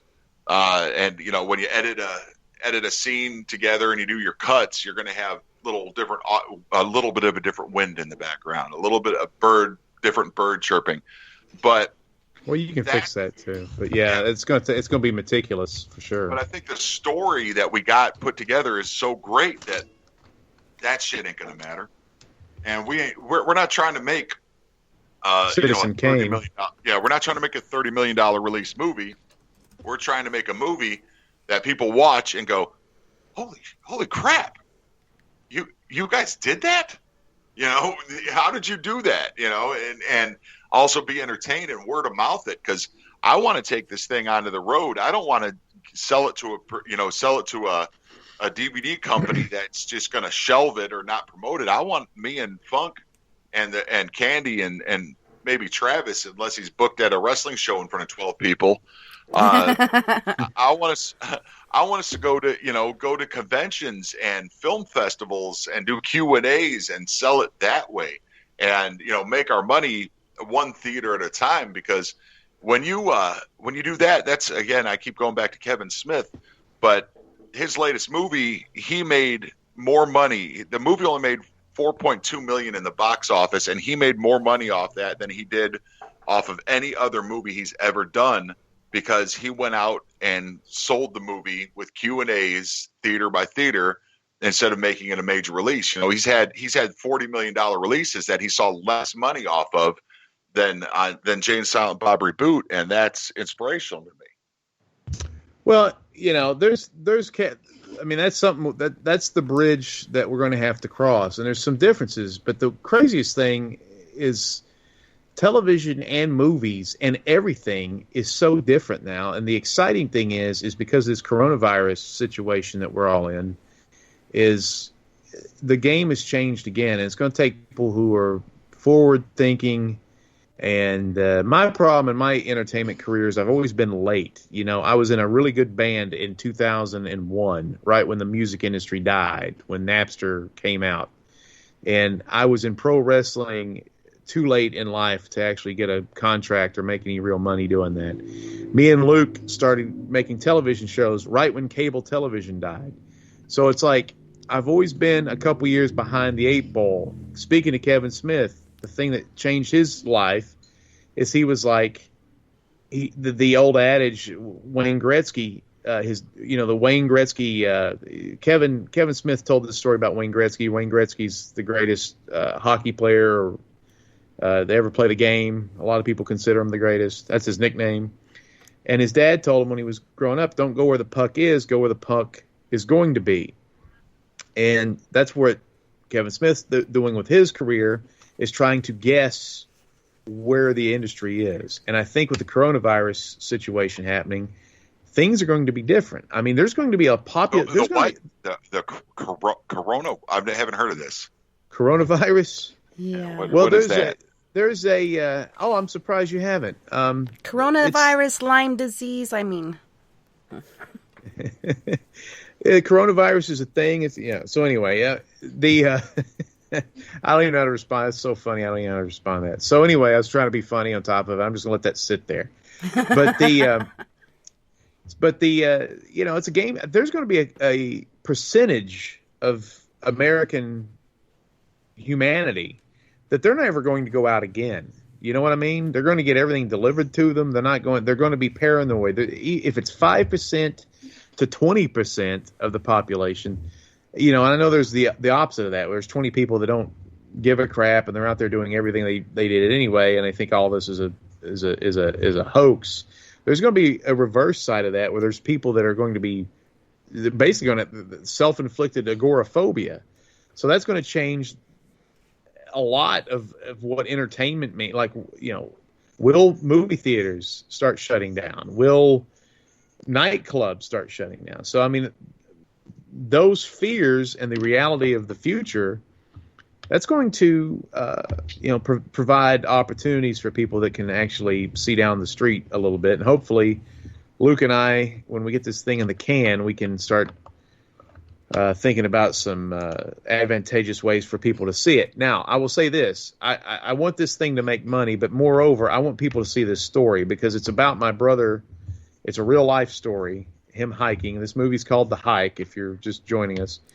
And there's a few of them. This is going to be The Hike on IMDb. It's going to be The Hike 2020. There's a few movies called The Hike, but yeah. And if you want to follow it on social media, we started the hashtag The Hike Movie 2020. If you want to try to find different posts about it, because we've got some behind-the-scenes pictures and videos, and we're coming up with a kind of a teaser trailer here in the next week or two.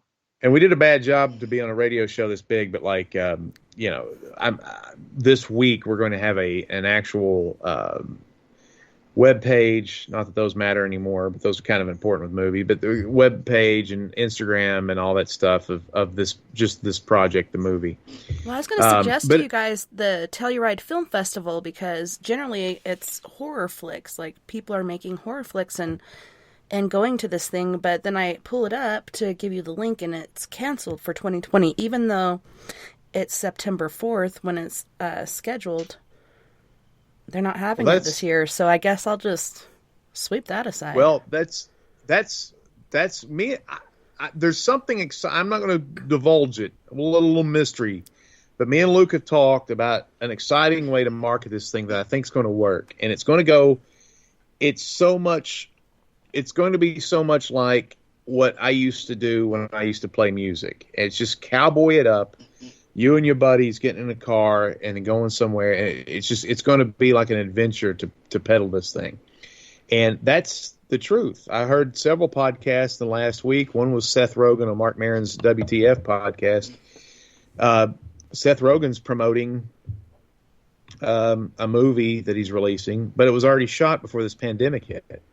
There's nothing, all of the projects that were supposed to be made in 2020, they're all frozen. If there's not been filming or anything, they're all just, and there's going to be this gap in entertainment. So what are we going to watch? And hopefully we can step up. It's almost like when the Major League Baseball takes a strike, and they get replacement players, like they'll go out to the docks and find guys slinging boxes around and driving fork trucks. They're like, can you guys play baseball? I mean, that's basically what I hope happens with us, is that this thing's going to look so good and the story is so good.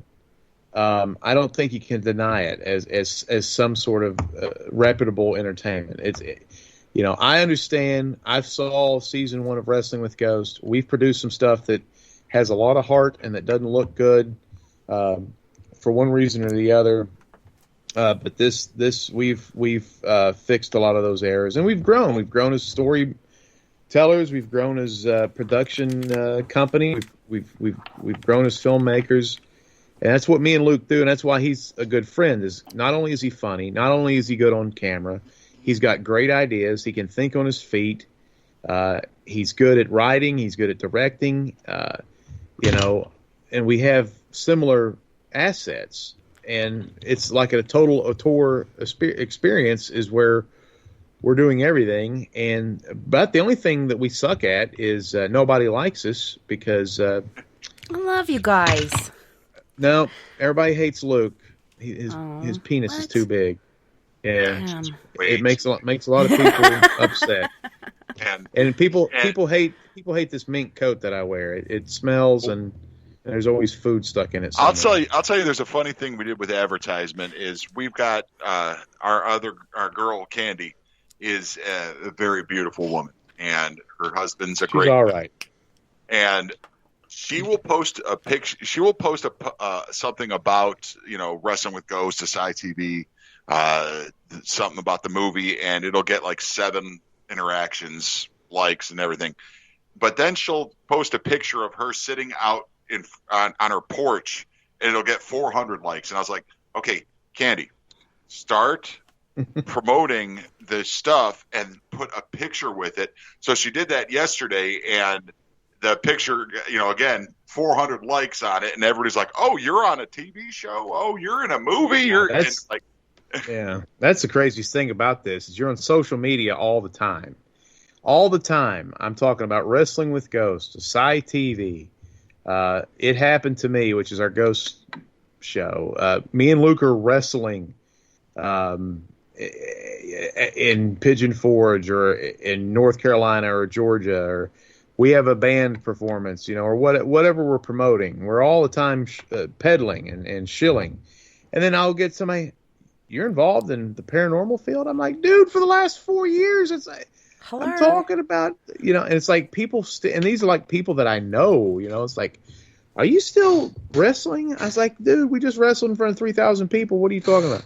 So, I mean, it's hilarious just how up everybody, people are just, they got their head up their own butt. And we were really lucky when we found Candy, and it happened congruently. We weren't out searching, but we had been talking for a while about adding a female to our team.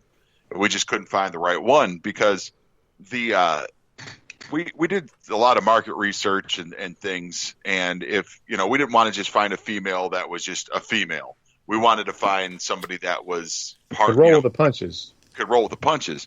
Yeah. And we happened to find Candy. But in so a lot of our market research, we found that horror movies and paranormal shows, the number one demographic for horror movies and porno and horror movies and paranormal shows is bisexual women.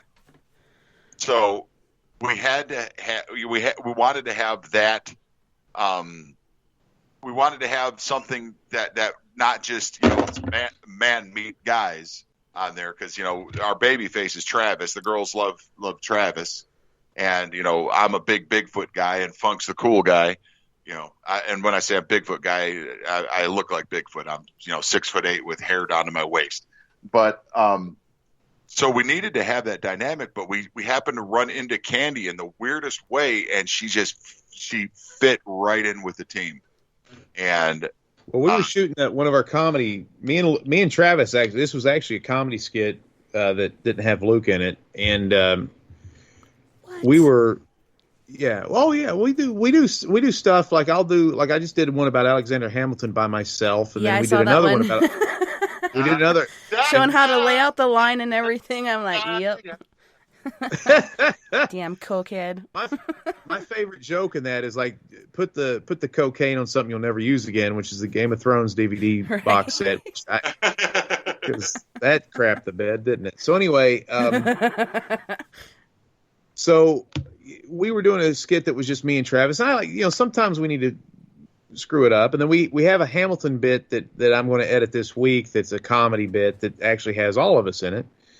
But because we're addicted to Hamilton right now. And that earworm skit that I just did is actually a real thing. Like last week it was killing me. It was almost like a drug addiction. I couldn't get it out of my head. I mean, every time I throw a zinger at somebody or, kind of, break their chops a little bit or something, I always end it with that's my hit line is I start la da da da da da da, and people are like, what are you doing? Oh, Hamilton.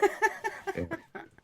So anyway, we were doing a skit. There was a great documentary called The Thin Blue Line, and it's the actual documentary that actually was the first documentary that actually proved somebody's innocence. And it was, that came out in the 80s or something.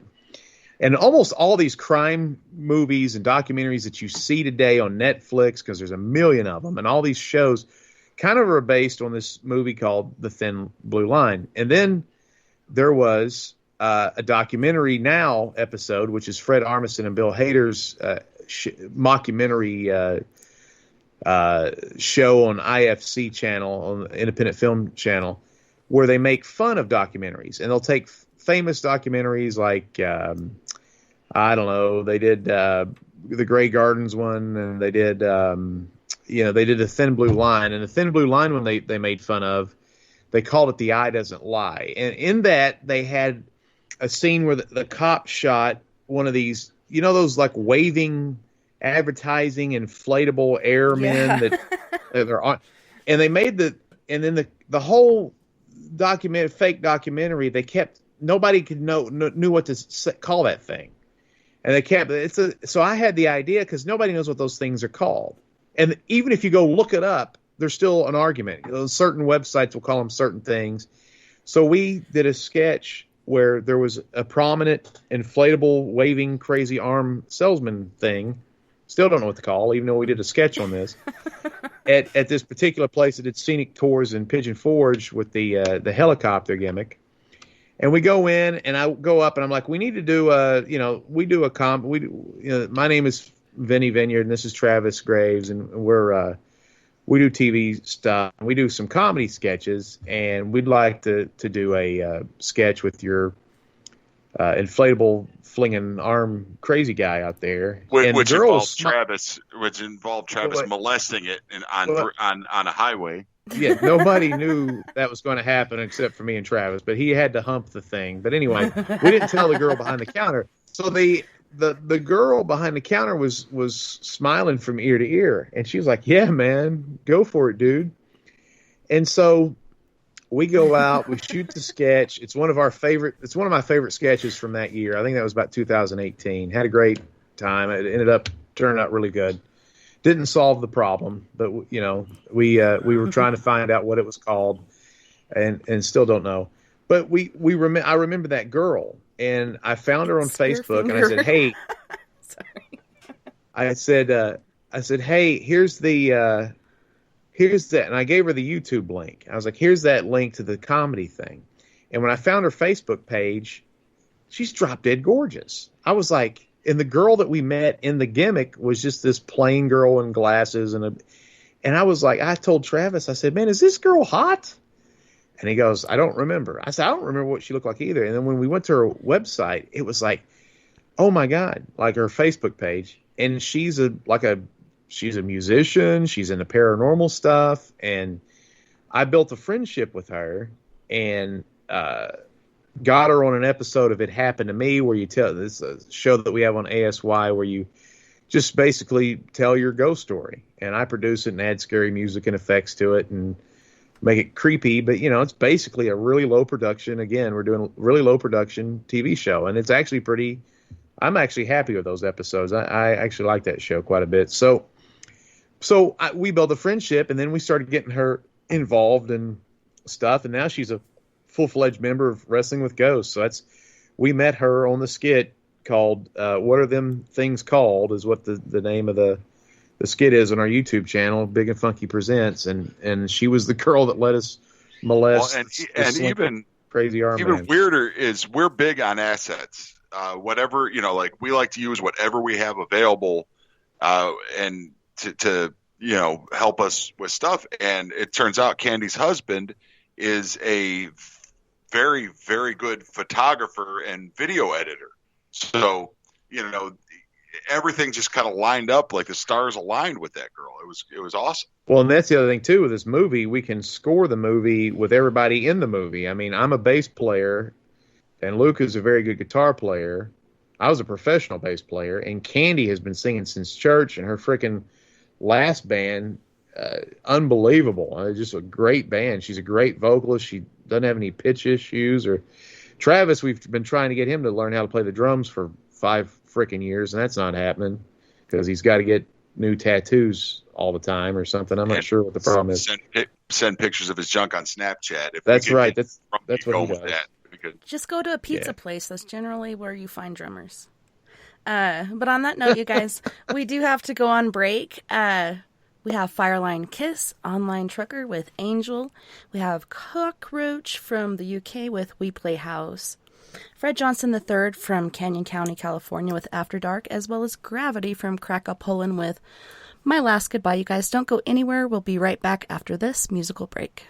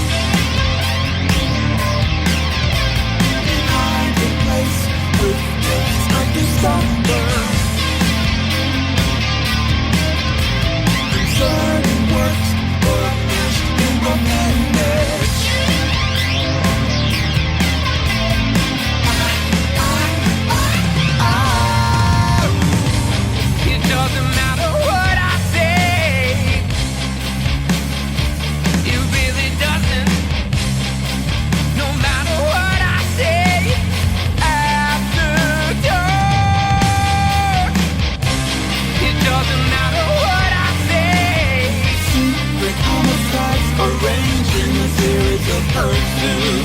No matter what I say, it's in its love, all the forever after. It doesn't matter what I say.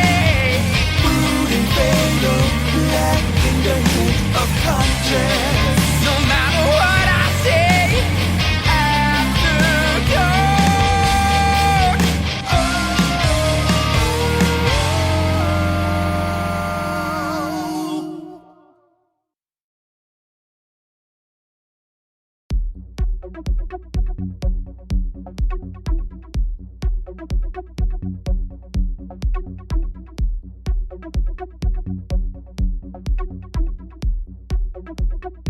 We played house.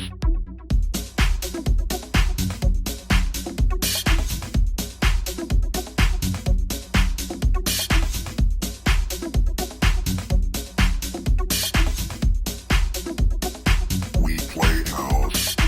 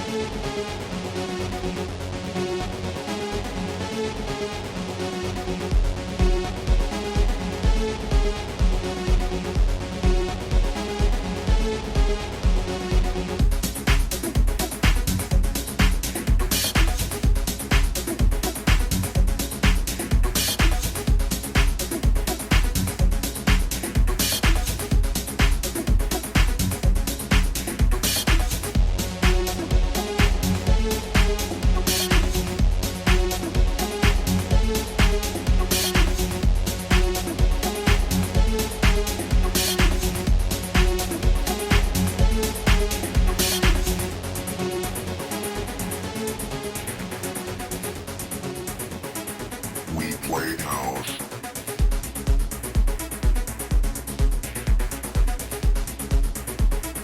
We played house.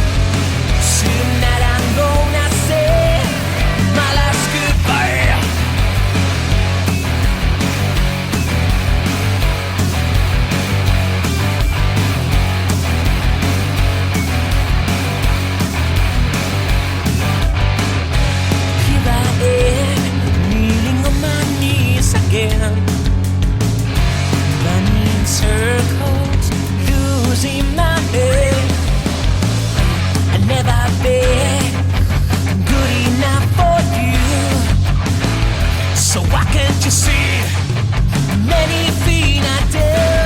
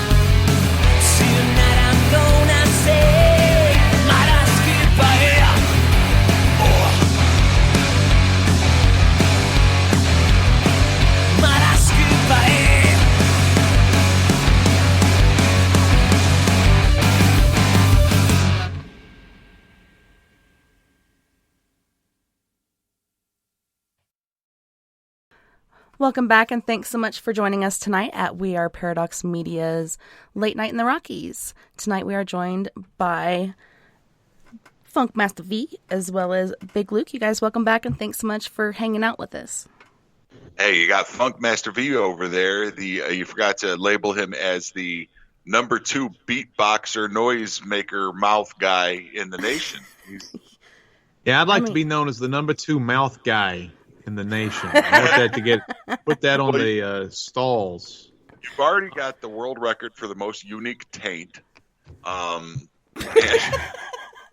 actually do. I hold several world records. Weirdly enough, I was the in professional wrestling.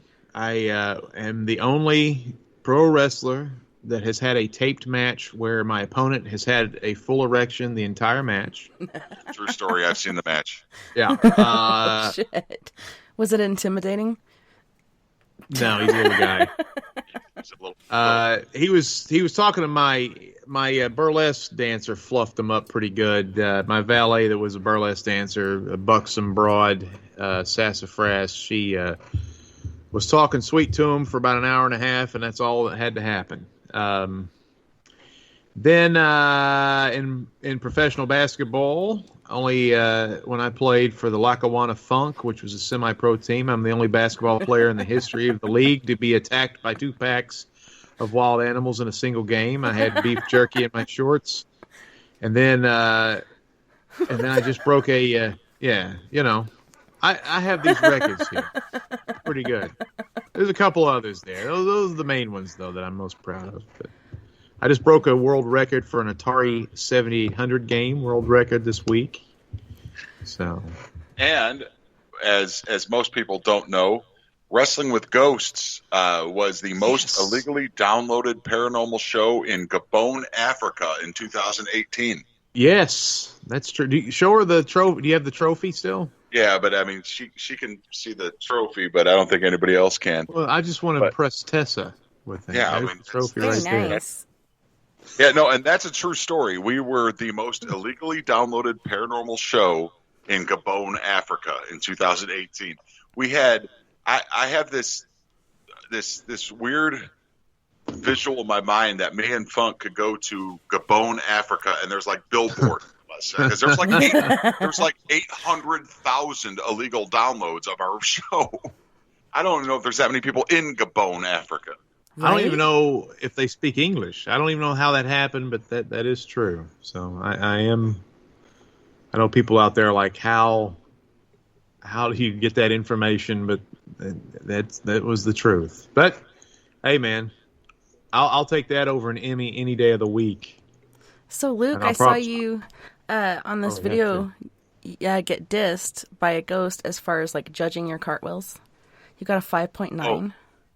No, that was Susan that got the 5.9. I failed at cartwheels. That's back when I was 350 pounds. So I totally failed at a cartwheel. But Susan, who was she got an 10 8. years older.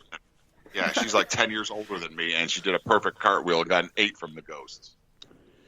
Well, that's interesting too. The other thing about our show that's unique is we don't use a lot of tech that a lot of these people do. Like, we're not given to dowsing rods or spirit boxes or EMF detectors, and we just think it makes for bad television. It doesn't matter what happens if something happens, and if somebody's a non-believer and they are watching our show and we're going, look at this EMF detector go crazy. I mean, who cares, you know? But, like, if something grabs you, if something talks to you, if something actually forms and moves in front of you, that's good TV. But we have, in season 2, we started doing a lot more investigations with friends of ours and other teams. And that was a spirit box. I don't like spirit box on the TV show anyway because it's terrible audio. I mean, if anybody's watching that on TV, it's just like, it sounds like your Atari turned off. Yeah, it's terrible.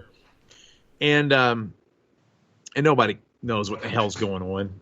But so anyway, that was that scene too. We weren't even really filming. The camera was just rolling. That's why nobody's really in the frame of the shot. But Susan is a goofy girl, and she's doing cartwheels in the middle of the night. And yeah, the spirit box 5.9, and it's like, dude, it gave you a 5.9, and she tried to do some better ones, and it got up to 8, and we were like, what is happening? It's like the Romanian judge was judging her cartwheels, which was I love the weird pretty collection wild. of friends that we've met in our lives, and Susan's one of those where she's I think she's about 55 maybe, and she looks like she's 12.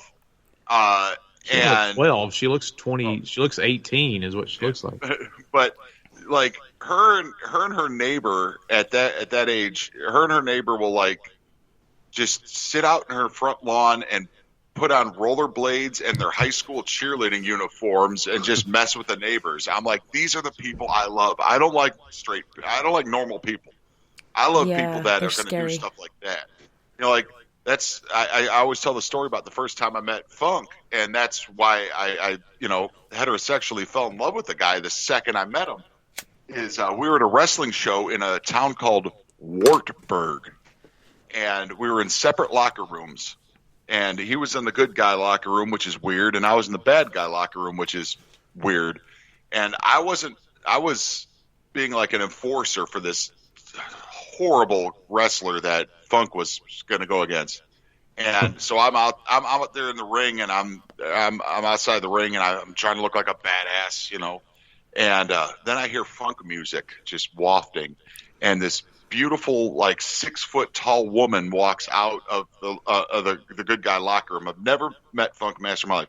Behind this woman, ducking through the doorway, and remember, Funk's 5'11", ducking through the doorway comes this guy. He's wearing a mink coat, and he has a 3 foot tall afro wig on that has Christmas lights in it. And I immediately, my brain went, "That's my best friend."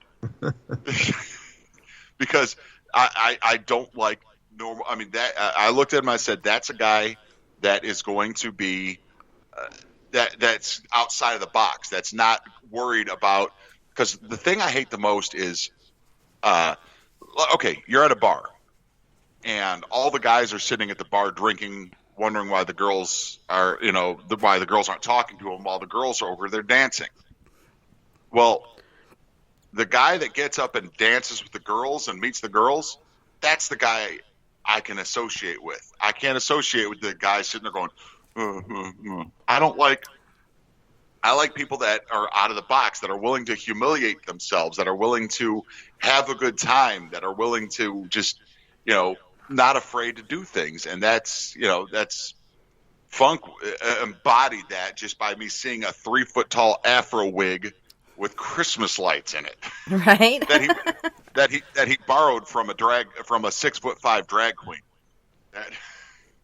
Yeah. But the first conversation me and Funk ever had, the wrestling ring was like concrete. It was terrible, and Funk gets thrown to the outside of the ring, and I give him a clothesline, and he takes a clothesline onto the concrete floor or the wood floor. And I said, "Are you all right, man?" He goes, "That's better than bumping in that ring." So that's that ring destroyed my my close friend Bob O'Mack's career. He did an elbow drop off the top rope and shattered his elbow. He never wrestled again. So yeah, that ring sucked. Anybody listening knows that. What was that called up there? The ERA or whatever wrestling. That ring was horrible. That's why everybody thinks. Yeah, everybody thinks that pro wrestling is fake and everything, but man, I don't think a lot of people could take a bump in rings like that and get up and walk. A lot of people would be dead or go to the hospital, have their neck contraction. But anyway, that's not the point of your story. The point of your story is you like weird people, and we've collected a few of those. We have in our movie. I'm so excited about this. Luke and I had a disagreement over this, and we still may not include this in the movie, but we're going to have our friend High Pitch Mitch the furry in the movie. High Pitch Mitch is this eclectic guy. He's actually on the bonus episode number 1 in our first season, where we go to his house and we meet this weird guy that is a furry without a fursuit. And that basically means just some ghetto-ass furry guy that can't afford a suit. He wants to be a furry. He's an aspiring furry, but he's a very Someday talented. he'll make it. Yeah, and that's how he talks. We call him High Pitch Mitch. He talks with this very high pitch, but he's a very talented guy. He's a good magician. He can do like the old dance, and he can do like the old Charlie Chaplin thing with the hat, making the hat go up his arm, and so he can twirl the little cane. He's a sword fighter. He can play piano. He can get in his furry suit and ride a horse at like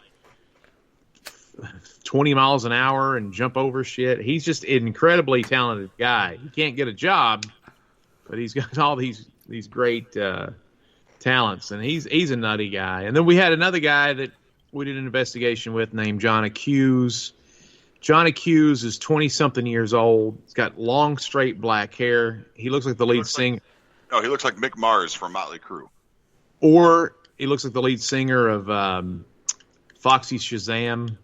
But he wears all of these like Judas Priest. Like he wears leather gloves without the fingers, and he dresses like he's in an 80s metal band. Now, keep in mind, he's like 25 years old, 27, something like that now. But he's just obsessed. And every time he stands still, he's in leather pants and he's got the studded jackets and all this stuff. Every time he stands still, he like puts his hips to one side and he stands like he's posing for an album cover.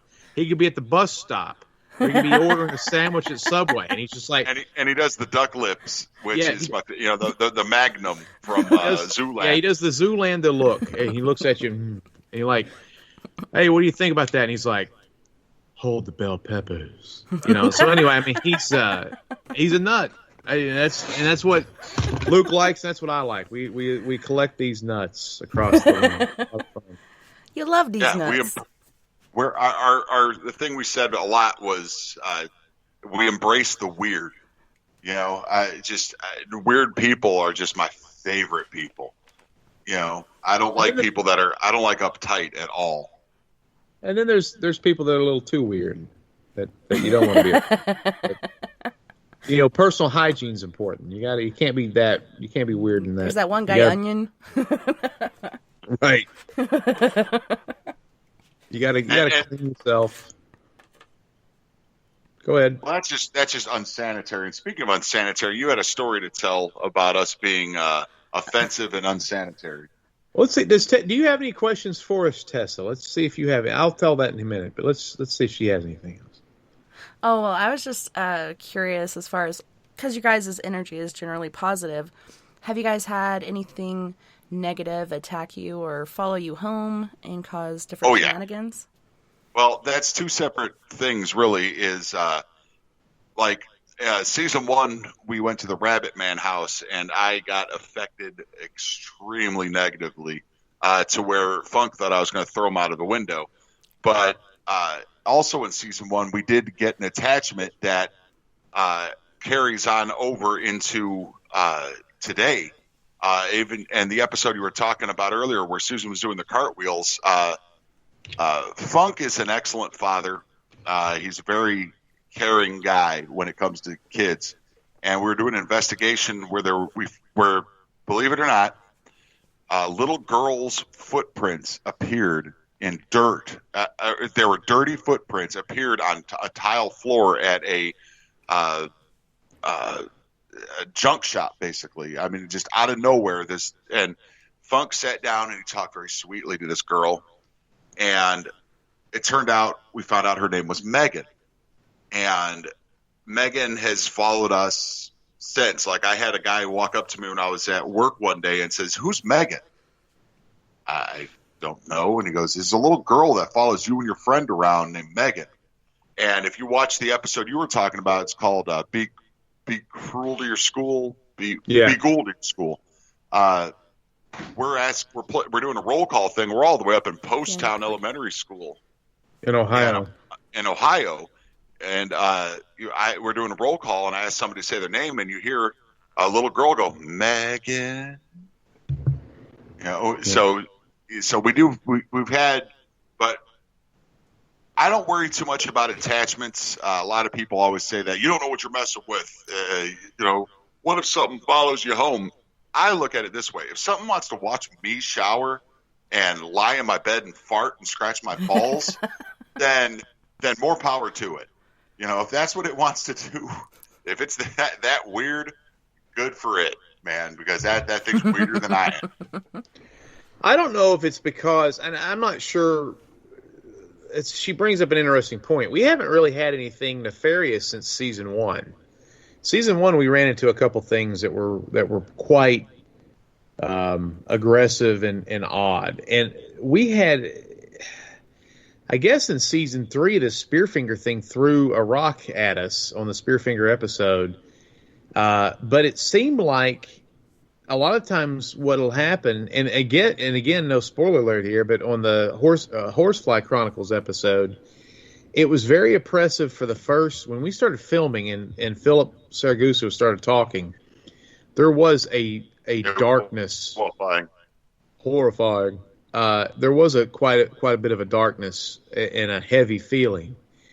And then, talking about the positive energy and everything, it subsided. And what was interesting about the Horsefly Chronicles house is this guy has been in this place with his family for years, and they say there's all just incessant, nonstop oppression, evil oppression in the house.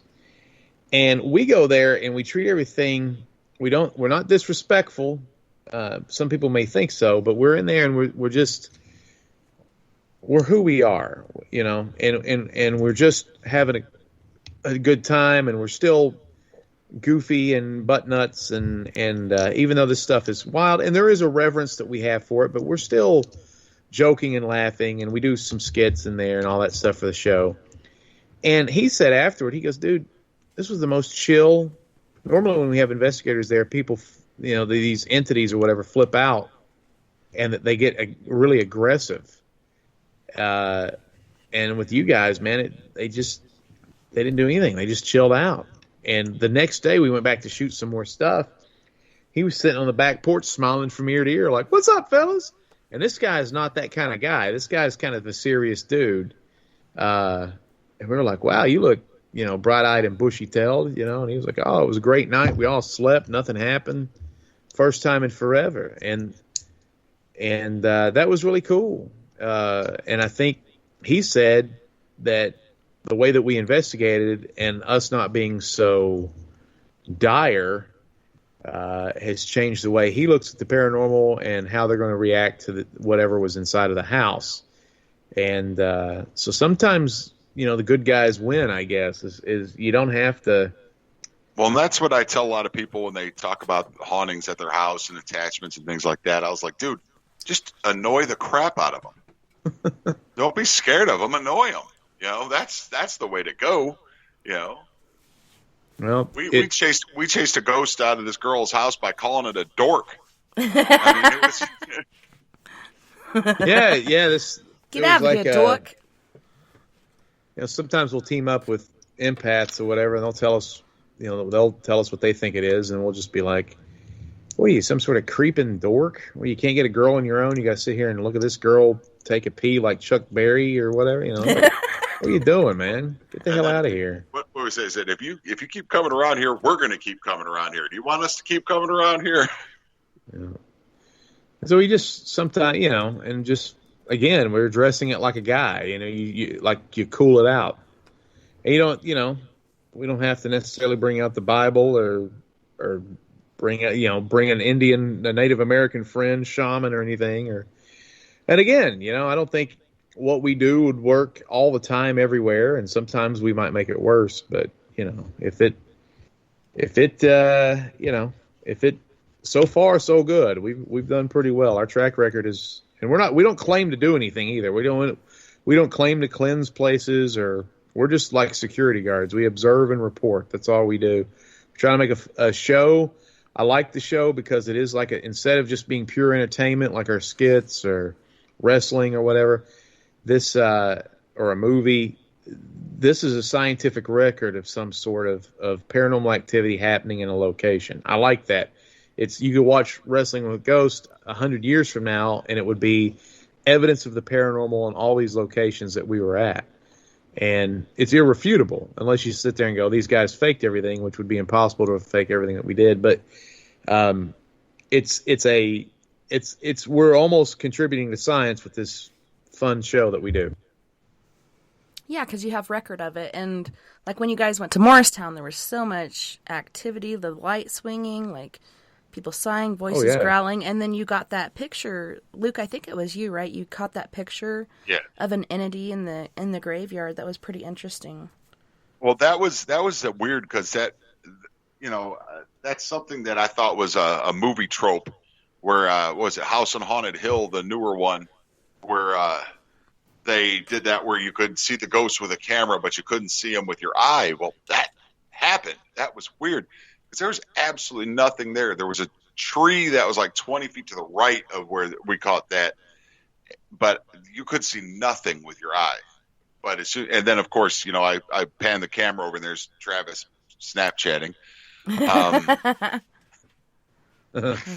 But that, to me, the thing that we capture, which is like a Confederate soldier walking up a hill, or I don't know, maybe that was a Union soldier. But that was the church that half the attendance. A lot of people don't realize that East Tennessee was pro-Union in the Civil War. So this church was mostly filled with Union sympathizers, but it was also filled with Confederate sympathizers, and the graveyard was separated as such too. Like if you were a Confederate soldier, you'd be put on. You were buried in this particular part.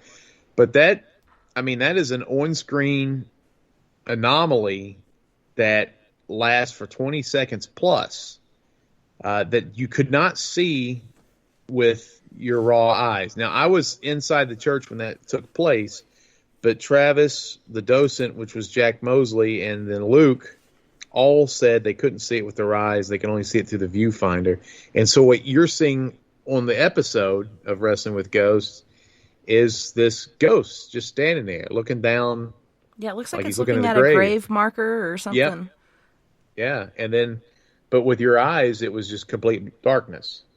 And that's the thing. You can sit there and say, well, that could be this, that, or the other. But, I can't explain scientifically why a camera would pick up. And it wasn't even a special camera. It's not like we had a camera that picked up ultraviolet light. You had the camera. That was my phone. Right. Oh, shit. Yeah, that's why season 1 kind of looks real scrubby, is because all the footage that we took with the good camera that belonged to Justin Richards was unusable. Well, actually, he stole it from Dalton Stout. Yeah, was unusable, or it was we never got the footage from him. It was like take months to try to get footage, and so almost that whole season was filmed the stuff that I shot with my phone. So it's kind of little behind the scenes trick, but cell phones got real good picture quality nowadays. You can do a lot with them, but what we found was we were going to keep doing it with a cell phone, if you know what I mean. But once you get to it's cell phone video is good for the cell phone screen, a computer screen, but once you get up to 52-inch screen, it's not good enough. So that's why we had to go out and buy expensive ass cameras. And but it's nice having that camera stuff because you look a lot better showing up with a real nice camera. More professional. Look, I have a good camera. I'm legit. Did we lose the funk there? No, I'm just listening to you trash our show. I like it. I like it a lot, and especially the intro where you do have all your weird different friends. And I think one guy, I don't know if he stepped on the back of this guy's foot or kicked him or what, but the guy in front of him falls over, and then he goes teetering across with his beer. But everybody, you can feel all their energies, and it's just awesome. Yeah, that has a lot. That shot has the furry, high-pitched Mitch. Obviously, he's wearing the fursuit. That has Demetria, which is our fire-breathing pro wrestling drag queen. That's not a gimmick. He's gay and a female impersonator and a freaking great. It's all right. Okay. I thought we were on terrestrial radio. All right, cool. So he's a freaking great pro wrestler too. So. Also, Chris Yeti, who was the brewmaster of our episode where we go to Sevierville Stilling Company is on there. Juju Beans, the Pet Whisperer, is in that. Michael Stanley, a wrestling friend of ours. And then the three of us. That was before Candy too. But that was a pretty wild group of people there. Michael So Stanley, who's also our pretty much only production assistant in the movie. So he's going to be in the movie as well. So good looking guy. He has goats. He's my neighbor. So when you guys filmed that, was that in front of the jail? The old prison. That was Brushy Mountain State Penitentiary. That was the longest shoot we ever did. That was a 12-hour shoot. In fact, that episode could have been 2 hours easy. In fact, I didn't even go through all the evidence. There was just so much stuff from that episode. It was almost claustrophobic. What's cool about that Brushy Mountain episode is a lot of people have gone to Brushy Mountain since then. All the big shows have gone there. They have tours and everything. But we got in on before they opened. The home team there. I can't remember their name. End of the line Paranormal. They let us in there before any other team got into Brushy Mountain. So we were the first team to investigate that. And I thought that was pretty cool. Like my brother and his wife are motorcycle drivers, and they came in. They rode their motorcycles all the way down from Chicago down here to Tennessee last week, and they went on their way back. They stopped at Brushy Mountain, and they went to all those different places and showed me some pictures. I was like, man, they've cleaned it up. I don't like it cleaned up. I liked it all dirty. That was kind of a dangerous shoot too. There was some crazy stuff in there. I mean, there was. That's an interesting episode for a lot of reasons. There's one we had a contest, and actually one of the contest winners was somebody running for governor. And I was running for governor too, and we went up and did a session in a guard tower where two guards got into an argument over politics, and one guard shot the other one. And this place, Brushy Mountain, if you've never heard of it, at one time it was called the worst place on earth. It's the only three-walled prison in the world because part of the mountain is part of the wall. And, you know, Luke and I both, when we were kind of winding down on the shooting, it's so gorgeous. And it's got these alabaster-type walls that looks like it's from Chicago because it's the white kind of marble kind of look. But the frickin' you could reach out. It feels like you can reach out and touch nature. And I can't imagine how maddening that would be to be in prison, and not just in jail, but in one of the worst prisons in the world, and that close, just tantalizingly close to nature. It would drive somebody insane. And I got to make out with a girl, and who killed Martin Luther King? What was the guy's name? Jackie Earl Haley? No, wait, that was the guy that played. Give me a break. What's the guy? I can't believe I'm drawing a blank. James Earl Ray. Yeah. I got to make out with a girl in there, and then do a session in there, and we played. Me and Travis. Travis played me and Travis were in there, and we played the I Had a Dream speech. Yep, and every time we stopped, you could hear either black people cheering or you could hear white people saying racial epithets. It was pretty wild. And then you come to find out when you start talking to people about this that James Earl Ray probably didn't kill Martin Luther King, but that's a whole other thing. It was probably somebody else did it, and he was the mark. And then that episode ends with Travis in a dress. We just put him in a dress. It was like a black one. Yeah, I thought it was a T-shirt at first, and then it kept going down. I was like, damn. We told him to bring a dress because we wanted to try to tantalize the male things in there, and the whole thing was just to have him in a dress. And then what was great was everything at the end when we went into that one room exploded, and it was terrifying in there. And you're scared to death. We're all in there, and then you look over and Travis is in a black sequins dress. I think what's hilarious is like that particular episode has a lot of for us, it has a lot of views. It has about 3,000 views. And like one of the comments is his mom went, "That's where my black dress went." I just thought, like in all the comments, that was like his mom was watching and was like, "There's my black dress." And that was what the last 10 minutes of that episode. Boy, if you watch that, man, we are on the top floor in a jail, and I'm telling you, that's in Wartburg too. This is actually the same town I met Luke in. I've never thought about that before. Oh, wow. That is so crazy. We were wrestling in that godforsaken town. That's a crazy town up there, boy. There's nothing to it. But anyway, they have a jail and a wrestling show. I guess that's about it. So anyway, that last 10 minutes, man, where the things are whispering and slinking around and all that stuff, boy, that was oppressive. There was one point where all four of us, now, Luke is 6'8", tough guy. Michael Stanley is actually, he's about 6 foot tall, or I don't know, but he's a wrestler, but he's a tough guy. He's from Chicago. He's actually a shoot fighter, man. And Travis is a big guy, and then I'm a judo champion and stuff. We're all the kind of tough guys for, paranormal investigators to be. And shit was coming up on us, man. I mean, you could feel it. And we're not nuts either. We're not just somebody overreacts when you hear something, but you could feel stuff moving. Like, how you can tell when somebody's in the room, like somebody's walking around in this room. They don't even make noise. You just feel the air change. You could feel the air changing. You feel like there was hissing, like sis. Like, it was crazy. It was coming up on us. That was pretty panicky there for a minute. Yeah, I didn't get to finish watching that episode, but I have it in my little log there to continue watching because I had to call you guys. Well, I had to stop the show.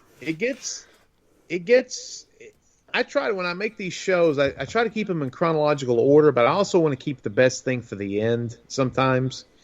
And that was both. I think that was pretty much. That was one of the last things we shot, but that was definitely that scene up there was just oppressive, man. I mean, it may not translate well on TV, but it was wild. And there's a funny reason in that episode. He says our narrator Vito Tomaselli. He says, "You may have wondered why I haven't seen much Big Luke in this episode," and we never explained where Big Luke was during that episode. Well. They are also at Brushy Mountain at the same time. We're opening a moonshine still.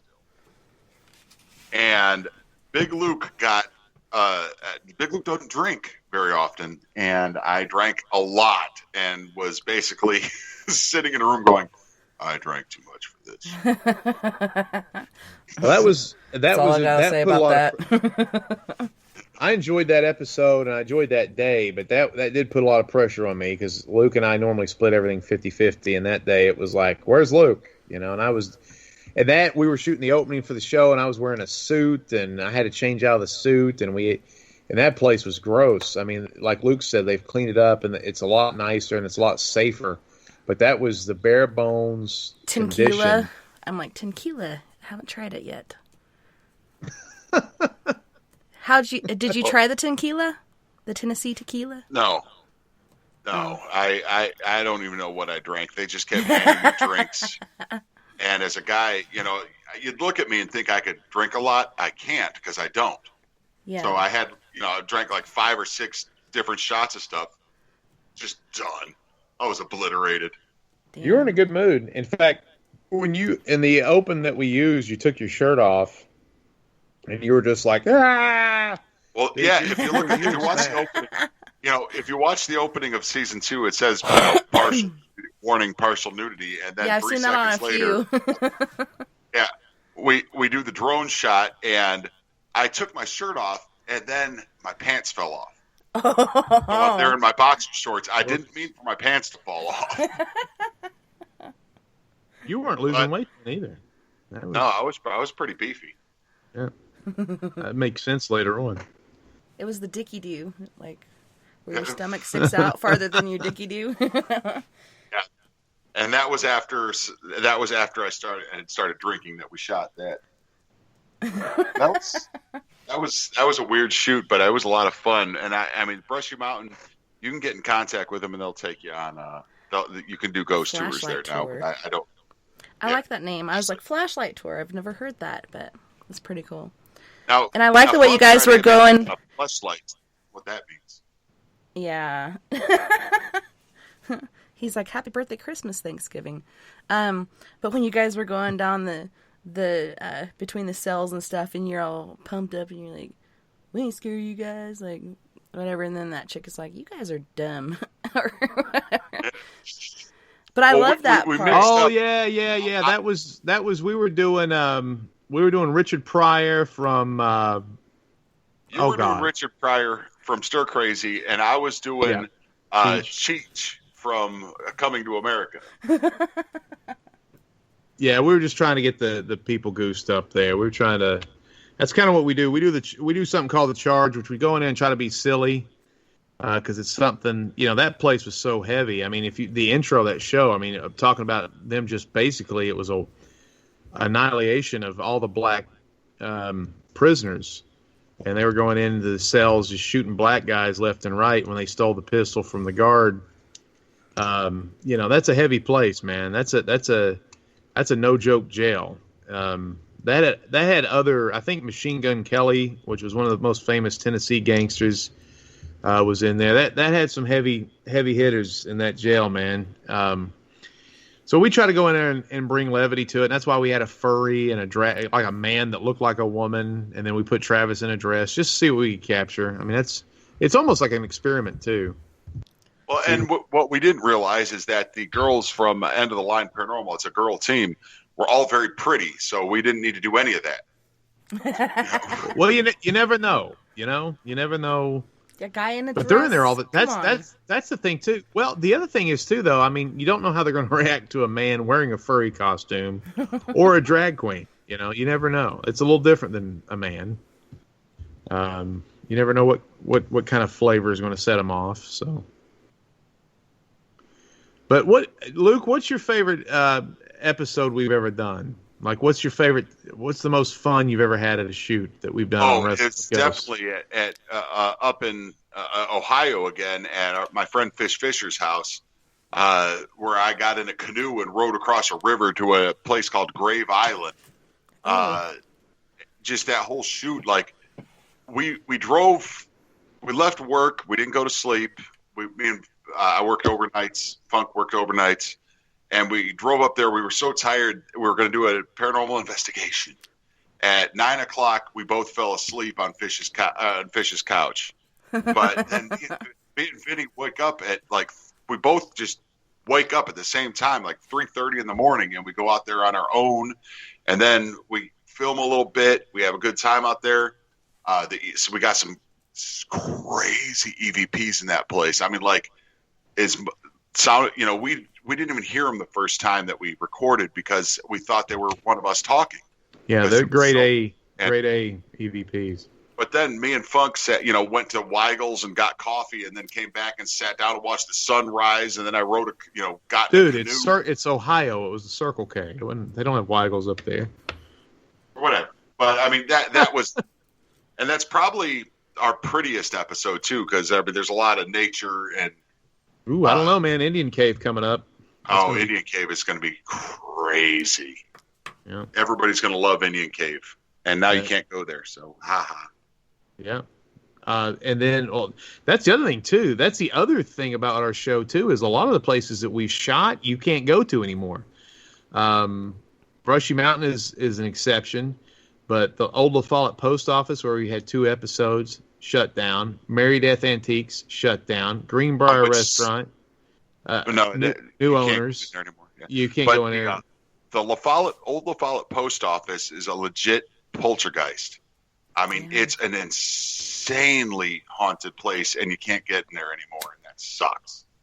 And again, for people on the West Coast, I will. This is something you won't hear from any other team. On TV or anything like that, but I swear to God, La Follette is the most haunted town in the United States, and nobody knows it. And if everybody watched our show, and not for our own, just so you could be our fan or anything, just to watch it, just for an education, the sentiment of the most haunted town in the United States would start to shift, because the episodes we shot there, unbelievable. thing, And unique allegedly, thing. the most haunted place in La Follette is the old La Follette house, which is a mansion that's abandoned and kept up, and you can't go in it because the owners are trying to sell it, and they don't want anybody. And nobody's ever going to buy it because everybody Maybe knows Zach that Baggins will buy it. not for the money they're asking for it. I was thinking about buying it, and then I saw the money they were asking for it, and I was like, no. Dude, and the stories about that place, we've never been in there, but they in a radius 500 feet, the old La Follette post office, Mary Death Antiques, this place called the Hatchet House, the mansion that he's talking about, a river where children were drowned, and there's ghost children that float around the river and stuff. And even probably 3 or 4 other places, or you can stand in one spot and see all those places. An Italian dude blew up an entire city block over there, and a woman standing on the roof doing the laundry, just blown like 100 yards into the air. Yeah, she didn't make it. Yeah, that's a crazy little town. It's La Follette, Tennessee. It's over there near. It's not too close to Morristown, but it was kind of close to where you used to. Not like that. Right. Frequent flyer miles. No good. But, that place is nuts. But a lot of the places we went to, so that's kind of cool thing about our show, too. Even Fish Fisher's episode, which is season 2, when we go to, this is the one that Luke was talking about, where he went across the river to the island of human bones called Grave Island. That amusement park, it was an abandoned amusement park with one of our musician friends, owns that property. And that whole amusement park has been dilapidated since we shot that. It's been about 1.5 years ago or 2 years since we've been there, and so that's gone. So I mean, a lot of these places that we've shot, it's like for prosperity's sake. They're not. We don't typically. A lot of people will sit there and go, "Hey, why don't you go to Waverly, or why don't you go to the old South Pittsburgh or old South Pittsburgh Hospital, or go to the." We don't typically go to places you have to pay to get into, and we don't typically go to places that it's world famous. We like finding new places that have local legends all over the Eastern Seaboard and bringing those stories to light, like Rabbit Man Cabin. Have you guys gone to Lincoln Memorial? That place is so freaking haunted. That's where I had my first daughter. Is that why it's haunted? Probably. Was there some hellacious screaming? Yeah, it's in Fayetteville, Tennessee, Lincoln Memorial Hospital in Lincoln County. But yeah, it was crazy. Like, I heard women screaming and all kinds of things happening, and I was the only one there at the time. Yeah, I was being induced because all my kids are Klingons and they refuse to leave the womb. But yeah, it was so weird. I'm like, Mama. Are they okay? Is there something wrong? Like, what's going on? And they're like, what are you talking about? I'm like, I can hear like a woman screaming, and then later on there's another woman screaming, and it's like multiple, and I don't know, it's just insane. But that place, I actually saw it on, somebody went there to investigate it. I don't know if it's still there or if they've torn it down, because they did shut it down. Well, that happens to a lot of these places too. With insurance costs and everything, a lot of these places can't afford to stay open to have ghost tours or whatever. But I've never heard of that place. Me and Luke get people all the time saying, "Hey, have you ever gone here?" And this is a horrible story. We don't have much time left, but we just shot an episode, and Luke bought some brand new movie style cameras, and we go to this place called the Greenback Castle in Greenback, Tennessee. This is like a roadside attraction.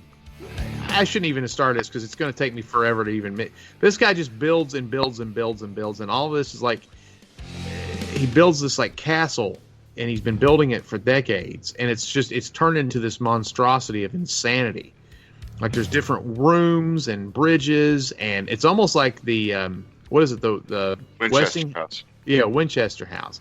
Just addition to it, but on all of the walls are like in his own penmanship are either etchings or paintings of these weird sayings and philosophies that he has. Like he tries to disprove gravity in one panel of a wall, and another wall is a recipe for happy food, which will give you a recipe. And for food. The sad ending to this story is I transferred all of the video, all the memory onto a portable flash or a portable hard drive, and then it reformatted and erased it all. Oh, Yeah, so we have to go God. back.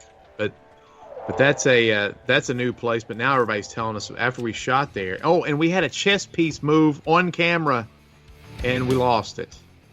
What? Man, Yes. that sucks. You definitely have to go It's, back. We do. Well, Well, thank you I guys noticed so we're running out much. of time, so I want to say Big N Funky Productions on YouTube. Big N Funky Productions on YouTube. Subscribe.